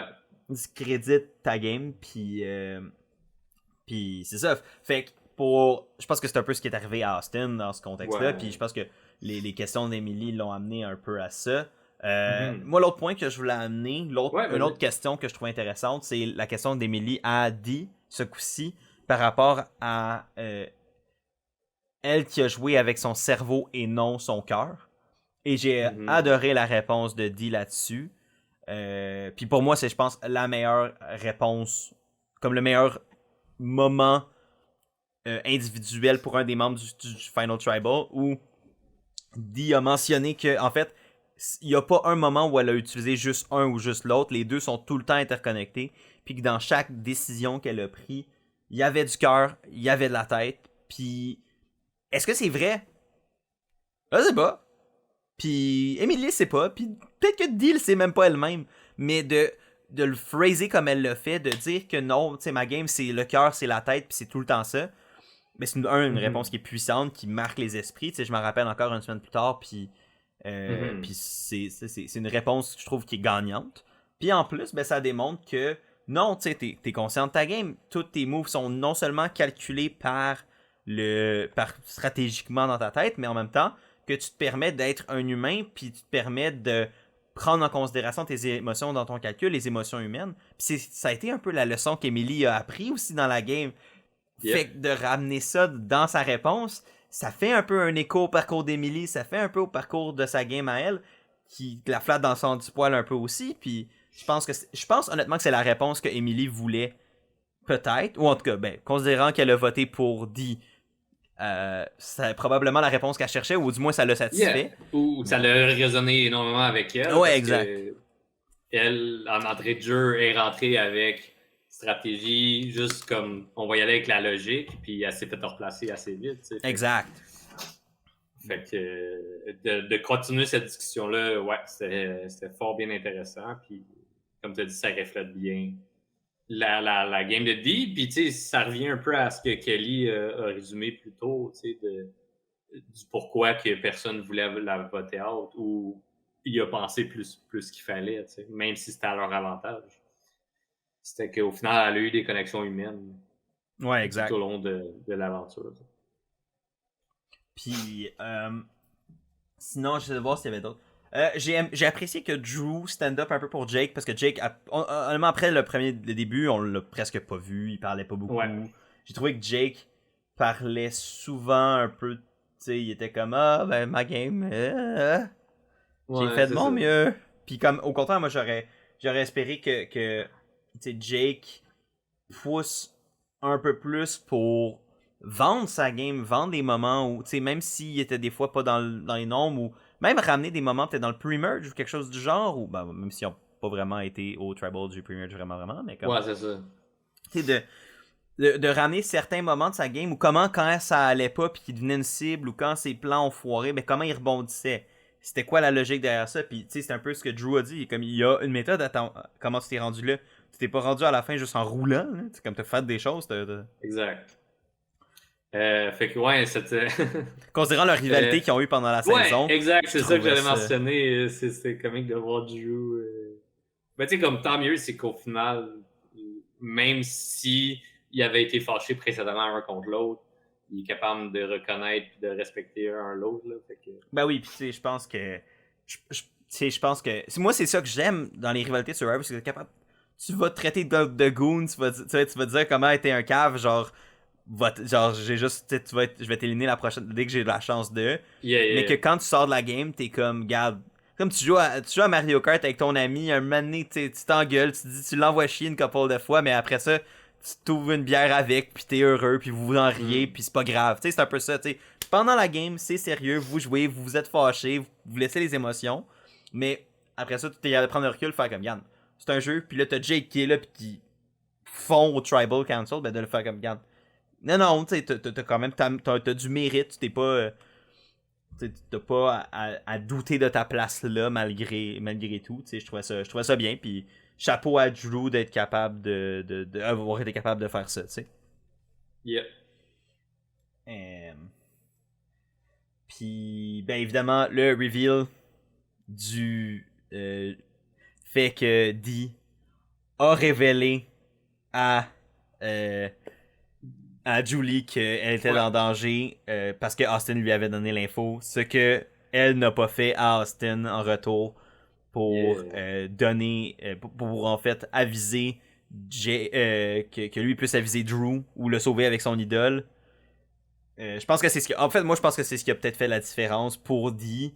C'est ce qui a mis un peu le clou sur le cercueil de tout le monde, de faire comme. Voici comment nos games se sont différenciés. Mais il y a du côté de Jake, si je me trompe pas, c'est pendant le Final Tribal Council que lui aussi a avoué avoir pas dit toute l'information sur son métier. En fait, il est prosécuteur. Fait qu'il il prend plus de décisions. Fait Et là, il je y a de pense qu'il l'a dit dans l'information. l'after show. Dans l'after show? Il me semble que oui. Je me souviens pas. En tout cas, c'est pas écrit dans les notes que j'ai ici. Ok, fait que ça doit être dans l'after show. Mais ouais, c'est ça, comme j'ai dit plus tôt, je trouve que sa réponse a été un peu plus complète. Puis elle avait plus d'informations qui la différenciaient bien de la game de Austin. Fait que, comme tu as mentionné là, cette information-là vient frapper fort. C'est pas mal une des Mais dernières après choses qui a closé. Ouais, c'est ça. Malheureusement, on n'a pas eu de quoi que je veux revoir en Final Tribal, qui est d'avoir un dernier droit de parole pour tous et chacun qui sont à la finale, dans le fond, les 3 participants à la finale, qu'ils puissent avoir une dernière minute, minute et demie pour défendre leur point, puis revenir ou donner d'autres informations que peut-être qu'il n'y a pas eu de question dessus. C'est de quoi que j'aimerais vraiment voir, qui fait du sens selon moi dans la game, de finir avec un mot des 3 personnes. Juste comme, après toutes les discussions que tu as eues, tu as peut-être eu d'autres idées après. Moi, ça serait clairement mon genre là, de comme, je me fais poser la question, ça me surprend, je réponds du mieux que je peux. Pendant que j'écoute les autres, j'ai d'autres choses qui me viennent en tête, puis comme... Ouais. J'aimerais ça y revenir, j'ai peut-être pas eu la chance là. Il y a d'autres mondes qui se sont coupés, tu sais. Je veux pas être anti-sportif non plus, pour faire comme taisez-vous, j'ai autre chose à dire. Fait que... Mais il y a une partie de moi que je suis d'accord avec toi là-dessus. Tu veux être celui qui clôt ton histoire. Tu veux pouvoir boucler la boucle de cette aventure-là. C'est aussi, nonobstant la game de Survivor, c'est l'expérience que tu vis. Comme d'avoir la possibilité de mettre une phrase finale sur comment t'as vécu ça, comment tu t'es senti, qu'est-ce que t'as amené à la game, puis qu'est-ce que ta game a été. Autant pour le jury que pour toi, je pense que c'est le fun, tu sais. Ça te permet vraiment de comme, fermer cette aventure-là à ta manière, au lieu de la manière que le jury t'a un peu pitché, tu sais. Ouais, c'est ça. Surtout dans le edit qu'on a eu, tu sais, Jake, ça faisait un bout qu'on l'avait pas entendu parler. Puis, comme, oui, ça aurait été fun d'avoir l'opinion de tous, mais dans ce cas-ci, plus pour Jake aussi, parce que, juste comme, close sa propre histoire, parce que on n'a pas eu, nous, le public, on n'a pas eu les questions visées vers toi que tu as peut-être eu qu'on n'a pas vu. Ouais, exact, c'est ça. Même pour les monteurs, ça nous permet de faire comme, ah oui, c'est vrai, il existe, parce que pendant un bout, je me rappelle, on l'écoutait, puis on était comme, ça fait genre 5 minutes que Jake a rien dit. Puis c'est dommage dans un Final Tribal où t'as 3 joueurs, t'en as un qui parle vraiment moins, ou puis moi c'est un point que je veux qu'on aborde avant que, tu sais, ben qu'on abordera quand on dira le vote final, puis ça. En fait, même je peux l'aborder tout de suite parce que ça a quand même un lien. Oui, vas-y. Moi, je pense qu'on est peut-être, puis là c'est une hypothèse que j'avance, un questionnement que je veux avancer avec toi. On est peut-être dû pour arrêter les Final 3 puis revenir à des Final 2. Je pose la question parce que là, depuis la nouvelle, puis là je parle seulement depuis la nouvelle ère. Le point peut peut-être être valide d'avant, mais j'ai pas les stats nécessairement pour ça. Depuis la nouvelle ère, donc depuis Survivor 41, sauf erreur de ma part, je vais même aller en même temps que je parle là, filibuster un peu pour aller checker mes, checker mes notes. Mais depuis Survivor 41, tous les votes finaux sont... Ouais, c'est ça. Ok, oui, c'est bon. J'ai ma confirmation de ma stat. Donc, depuis Survivor 41, tous les votes, sauf celui de Survivor 45 dont on va parler, se sont terminés par un vote de 7-1-0. Puis, je peux le dire tout de suite, c'est pas un gros spoiler. Il y a quelqu'un dans le Tribal qui a fini avec 0 vote encore une fois aujourd'hui. Pour Survivor 45. Fait que, ça... genre... il y a une personne de trop qui se mange tout le temps 0 vote. Un GOAT à la fin qui sert à rien, qui aurait peut-être même été plus pertinent de l'avoir sur le jury parce qu'il peut questionner les gens dans le Final 2 pour amener une meilleure décision à la fin. Exact. Il y a une partie de moi qui se dit, à ce stade-ci, la troisième personne dans le Final 3 sert plus à grand-chose parce qu'elle se mange tout le temps 0 vote. Elle sert à rien. Elle sert à rien, pas la personne, mais tu sais, elle sert à rien dans le processus du show.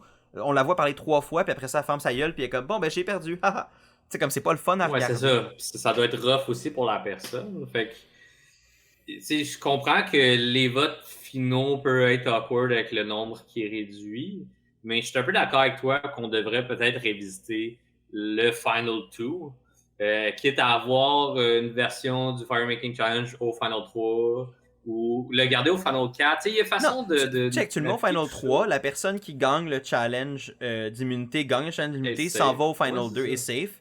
Puis les deux autres font un fire making, puis la personne qui le gagne va au Final 2. Il a mérité son chemin d'une autre manière. Puis voilà.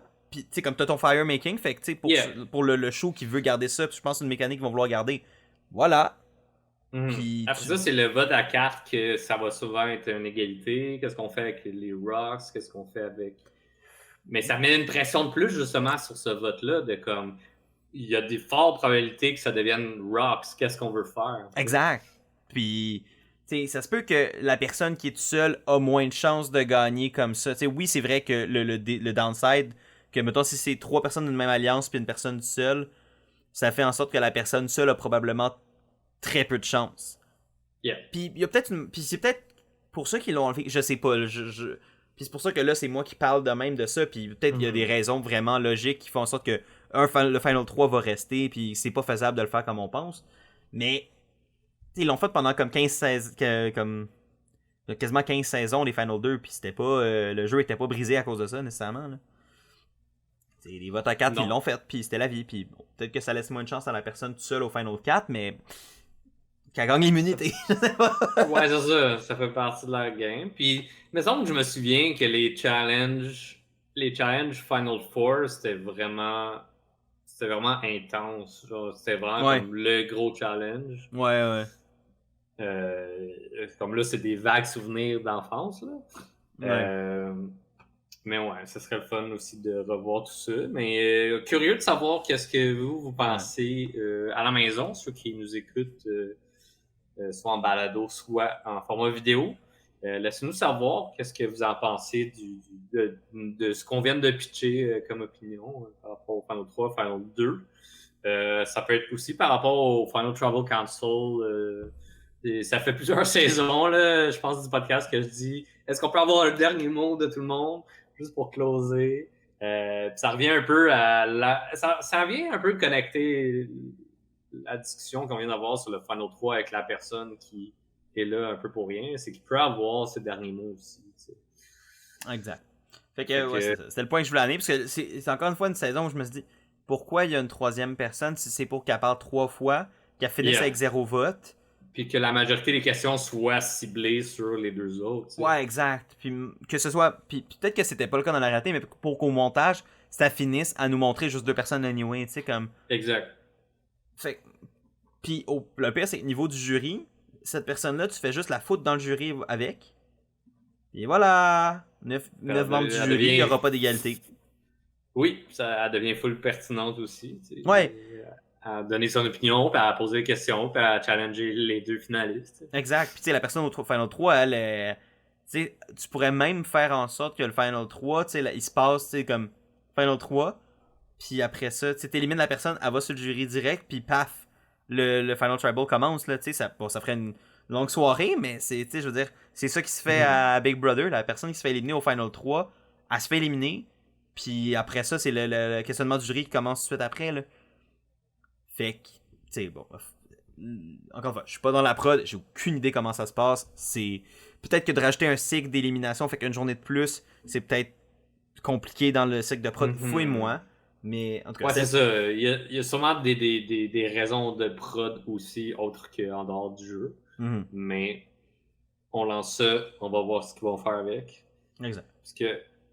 Parce que clairement qu'ils nous écoutent. Right? Ah, absolument. Je suis sûr que la prod aux États-Unis nous écoute. Genre, ils ont fait des nouveaux challenges cette année. Ils ont pris des casse-têtes puis ils ont mis différents. Ils ont fait le auction. Ils ont fait un swap. Un vrai swap cette saison. Il y avait des trucs dégueulasses à manger au auction. Oui, au auction. Écoute, moi je pense écoute, on a peut-être un espion francophone pour la prod de la prod de Survivor US. Écoute, who knows. Shout out. Mais ouais, c'est le moment, le grand moment, le moment de vérité. Le grand moment de vérité. Donc, la personne avec 0 vote, ben, vous vous en doutez sûrement avec les discussions qu'on a eues, se trouve à être Jake, qui termine 3e. Avec 16 points pour moi dans mon équipe. Et après ça, on a eu un petit moment chaud Oui. où c'est tombé égal dans les votes. Donc, 3-3 entre Dee et Austin. 4e vote pour Dee. Et finalement, 5e vote pour Dee. On n'a pas eu d'égalité et Jake n'a pas eu la chance de voter pour qui allait gagner. Donc, Austin finit second avec 3 votes. Donc, 17 points pour 17 moi. 17 points pour Raph.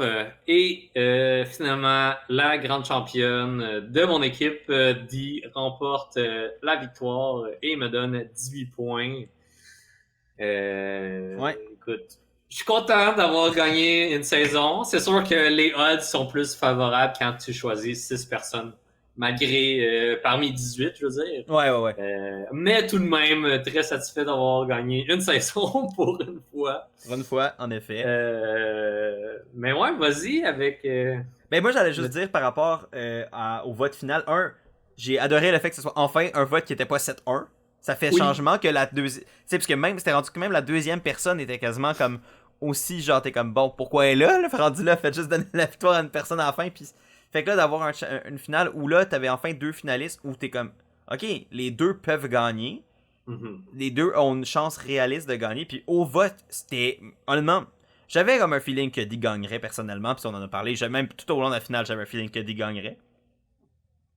Mais... Le fait que quand les votes étaient lus, j'étais comme, ok, c'est peut-être Austin qui va gagner. Puis ça aurait pu, puis j'aurais compris. Bon, j'aurais été surpris, mais j'aurais compris. Ouais. Mais non, finalement, c'est Dee qui l'a remporté, puis elle a pas volé, puis toi non plus d'ailleurs, parce que ça fait 5 saisons que t'essayes. Et finalement, t'as la winner pick dans ton équipe, qui a un lien avec ton choix. L'autre point que je voulais mentionner, c'est par rapport au fait que ça a failli être une égalité. Je sais qu'il y a beaucoup de gens qui ont commencé à consommer Survivor avec Survivor Québec, ou dans les dernières saisons de Survivor aux États-Unis. Mais qu'est-ce qui se passe dans le cas où ça aurait été une égalité 4-4 entre Austin et Dee? Eh bien, ça s'est déjà produit dans une saison aux États-Unis. Et ce qui s'est passé, c'est que la troisième finaliste, qui avait donc reçu 0 vote, est devenu un membre du jury et a dû voter pour un des 2 finalistes qui avait...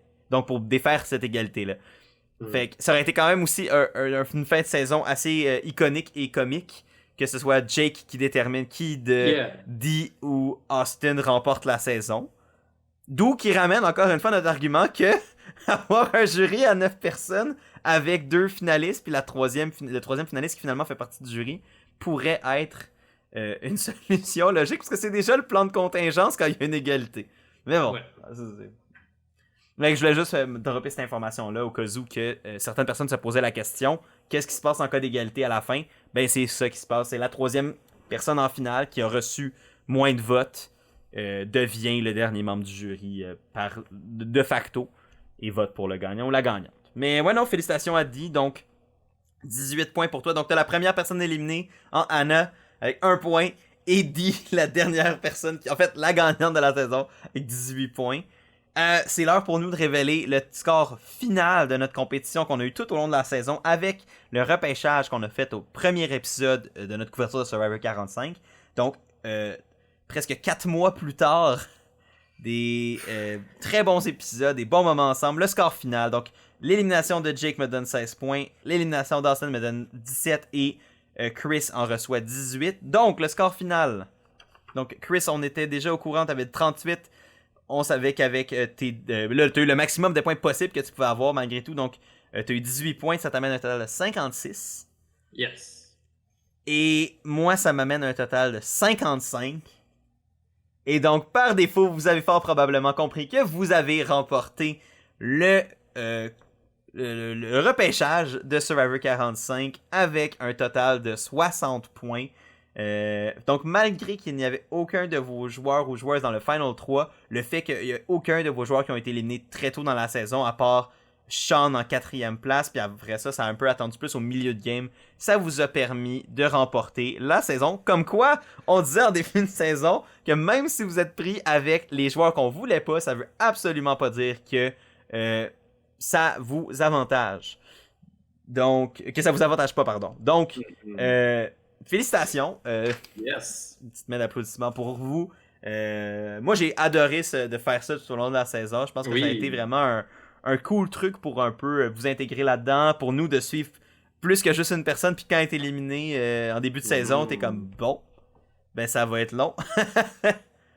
Ouais, c'est ça. J'ai vraiment aimé ça aussi, d'une part, de mon petit côté compétitif. Là. Ouais. En plus d'avoir une compétition avec toi que j'avais déjà, mais j'ai une compétition avec ceux qui nous regardent. Exact. Puis, on a plus qu'une chance, t'sais. Mais c'est un cumulatif qui... on voyait quand même tôt que ça nous faisait mal.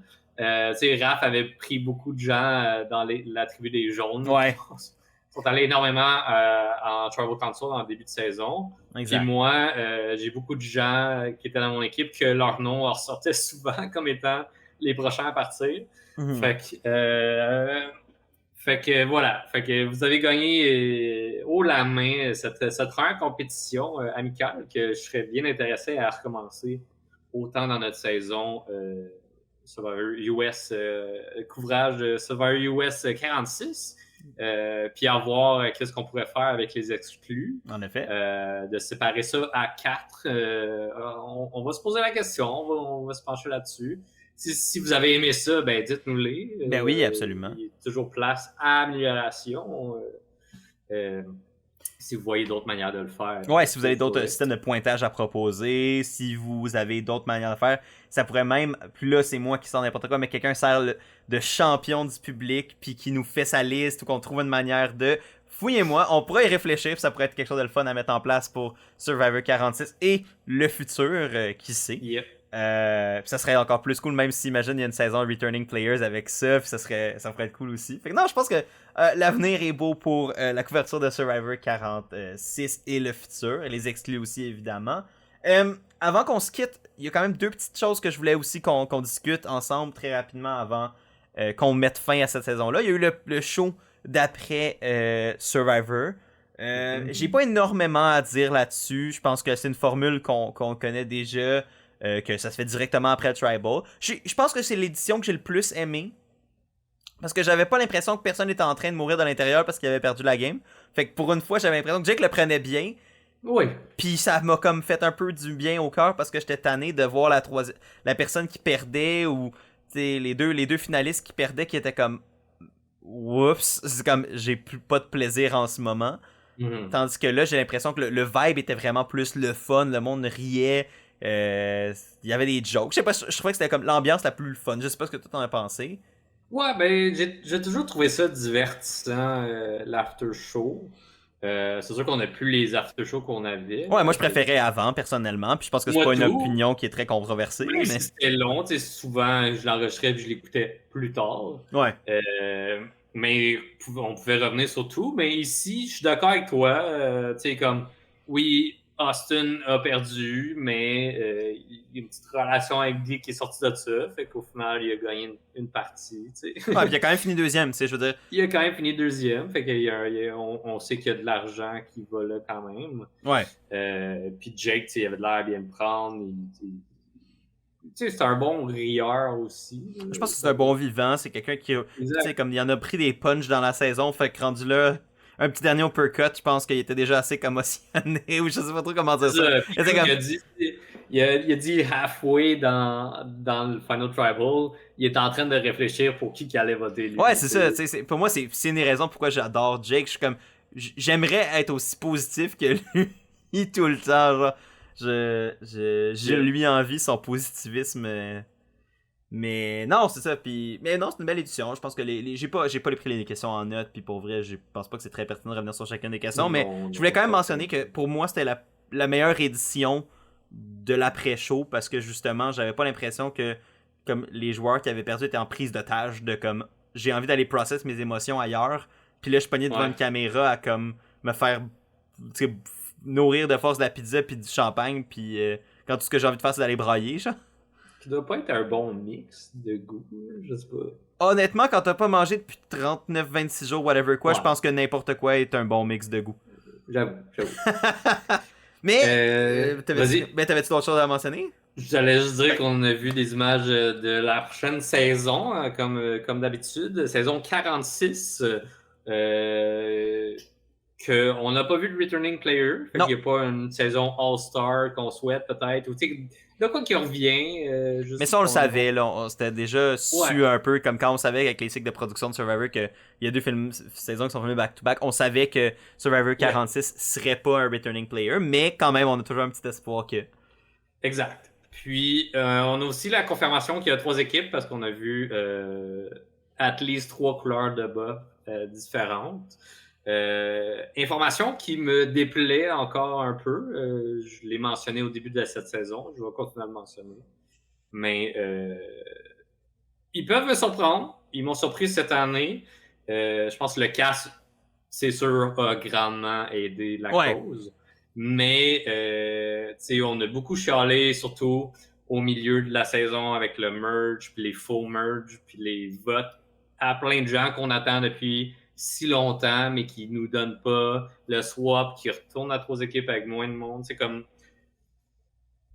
J'aime ça la formule, mais on peut changer de temps en temps, puis je pense qu'on serait dû pour changer à une formule avec 2 équipes. Ouais, ça fait ou un swap plus tôt pour que ça devienne 2 équipes. Ouais, à la limite. Ouais, ça qui commence à 3, tu fais un vote ou 2, ou tu sais, comme, mettons, il commence à 18, tu te rends à 16, ou tu te rends à 15, pardon, mettons, t'élimines 3 joueurs, là, tu fais un vrai gros swap de 2, tu mets ça, ou tu mets ça à 16, puis là, tu fais 2 équipes de 8, ou tu fais un swap de 3, puis là, tu mets ça à 15, mais ça revient au même principe que d'avoir encore 3 équipes, fait que là, ça, t'en élimines 2, tu swaps ça à 16, puis après ça, tu... Ouais, je suis d'accord avec toi là-dessus que comme ça pourrait être intéressant de mettre un peu les joueurs sur le qui-vive quant à la formule, plus que les mettre sur le qui-vive par rapport à des avantages ou des twists de jeu qui viennent. On peut ramener des choses de base puis jouer avec à la place de... Puis je pense que cette saison-là, puis même Survivor 44 aussi, était comme une bonne conformation que tu peux reprendre des anciennes idées et les gosser avec, et ça peut me donner des bons résultats quand c'est fait de la bonne manière. Puis clairement, Survivor 45 puis Survivor 44, je pense que c'est une progression un peu logique entre les deux. On réessaie des nouvelles affaires qu'on avait qu'on avait enlevées, on les réintroduit, puis on voit comment on peut les faire fonctionner à nouveau. Puis à date, c'est pas mal un succès là, sur pratiquement toute la ligne. Je pense que les gens ont vraiment aimé 44. J'ai trouvé ça une bonne saison, sans être ma préférée. J'ai vraiment, vraiment aimé 45. Pour moi, 45, comme on l'a dit au début, rivalise avec 42 pour la meilleure de la nouvelle ère. Yeah. Fait que non, pour vrai, je pense qu'il y a de l'espoir pour ça. Puis en espérant que éventuellement la manière que les tribes sont confectionnés change. Ramener un thème. Ça pourrait être ça. Nommer un thème. Puis, mais je pense pas qu'ils vont le faire parce que vu qu'ils sont tous au Fidji, puis blablabla, ils veulent pas faire, je pense. Parce que les thèmes de comme Brown versus Beauty versus Brain, etc., je pense qu'ils le font pas vrai. C'est pas l'intention de le faire. Mais tu sais, s'ils me disaient que c'était ça, puis il faisait un Brown versus Brain versus Beauty 3.0, pour vrai, ça me rachèterait les 3 tribes, parce que je suis comme, ok, ils sont en 3 tribes, mais il y a une raison. Ouais, c'est ça. Donne une raison pourquoi ils sont divisés ainsi. T'sais. Autre que juste que stratégiquement, que pas stratégiquement, mais que dans le design du jeu, c'est ce que vous voulez faire. Comme, justifiez-le, donnez-nous un peu plus, parce que là, on est rendu à manger la même bouillie, qui est bonne! Ils trouvent une manière de mettre du goût dans la bouillie, mais ça reste que la texture d'une bouillie, c'est de la bouillie. C'est ça. Mais, comme je suis prêt à dire, c'est grandement à cause du cast. Ouais. Oui, absolument. Absolument. Travailler les parties qui vont moins bien, puis le cast vont pouvoir bien patauger là-dedans. Exact. Puis je pense le cast, on en a vu très peu. Puis ils ont fait quelque chose d'assez intéressant avec la bande-annonce pour la saison 46. C'est qu'ils ont mis l'emphase sur les vidéos d'audition Puis je sais pas Ouais. si c'était comme dans le but de mousser un peu les candidatures pour le futur, tu sais, comme de faire en sorte que comme, hey, regardez comment les autres ont fait leurs auditions. Je sais pas si c'était quoi l'intention derrière le fait de montrer les segments d'audition dans la bande-annonce, mais je trouvais que c'était nouveau. Une nouvelle idée. Je prends ça. Puis je pense que le stand-out de cette On l'a. bande-annonce-là, c'est le dude qui commence l'intro avec le rire qui apparemment ressemble énormément au mien, selon ce que tu disais. Oui! Un grand rire de moineau qui crie. Drette lui. Exact. Je vois Fait que c'est même pas fait exprès pour le montrer, c'est juste. Non, c'est ça. Fait que, ouais, on l'a vu, pis on est comme, ah, ça va être drôle. Ouais, ça va. Il va nous faire rire. Je Ouais. pense il va mettre les mots, puis il va réagir, puis. Ça va être drôle. Ça Je va sais être pas drôle. c'est quoi son nom, mais il me fait déjà Moi non rire. plus. Fait que c'est bon, c'est. Yeah. Mais honnêtement, on n'a pas vu grand chose de Survivor 46. Je sais pas à quoi m'attendre, mais en même temps, je suis excité pareil. J'espère que tu l'es aussi, Chris, et j'espère que vous l'êtes à la maison. Yes, parce que ça revient vite. Oui, On nous a dit mois de février. Fait que ça risque d'être peut-être mi-février, Ouais. late février. Je sais pas exactement quand les dates, à ma connaissance, c'est pas encore sorti, mais ça s'en vient très bientôt. Yeah. Fait que là-dessus, ben, je pense que c'est le temps de mettre fin à notre couverture de Survivor 45. Une autre saison qui se termine. Une des plus le fun de l'histoire récente. Puis je pense qu'une de mes saisons que j'ai le préféré couvrir Oui. sur ma chaîne avec toi. Comme la saison, je pense qu'on a eu, Ouais. on a eu chacun des bons épisodes au niveau des analyses. T'sais, on peut pas être constant nous autres non plus là, au niveau de hey, on trouve les bons mots pis tout. Puis vous savez à quel point je cherche mes mots des fois. Mais je trouve que cette saison-ci, notre couverture a été une coche supérieure. Je trouve Ouais, qu'on ouais, a je suis d'accord aussi. Puis on a bien couvert, puis on a eu chacun nos épisodes également où on a été plus à la coche, puis on a trouvé plus des mots, puis ça résumait bien ce qu'on voulait dire. Et ben, on espère que vous l'avez aimé parce qu'au final, on le fait pour nous, mais on le fait aussi pour vous. On a du fun à faire ça entre nous deux, mais c'est encore plus le fun quand on voit vos réactions, quand on sait que vous êtes là, puis que vous en profitez à la maison, de faire en sorte que votre expérience de Survivor aux États-Unis, vous puissiez l'avoir aussi un petit peu en français, que vous puissiez l'avoir avec un peu plus poussé plus loin, puis c'est ce qu'on aime faire ici. Vient le temps pour nous deux de vous souhaiter une bonne fin d'année 2023. Une bonne année 2024 remplie de plein de belles choses. Merci de nous avoir suivis pour cette 5e saison d'analyse de Survivor US. Et c'est pas terminé, on s'entend. On va revenir en force avec l'année 2024. Big Brother Célébrité revient aussi très bientôt en janvier. Donc ça va revenir également sur la chaîne. Soyez prêts pour ça. Le casting de ça, si je me fie à ce qu'on a regardé moi puis Jeanne pour Opération Soupçon, ça s'enligne pour être quand même un casting assez intéressant. Fait que à voir, mais j'ai très hâte de vous en reparler pour ça. Chris, merci d'avoir été là toute la saison comme d'habitude. Je suis très content de pouvoir faire ça avec toi. Et sinon, ben il nous reste plus à vous dire merci encore. Passez une belle fin de journée, soirée, peu importe. Prenez soin de vous et à la prochaine tout le monde. Salut. Ciao.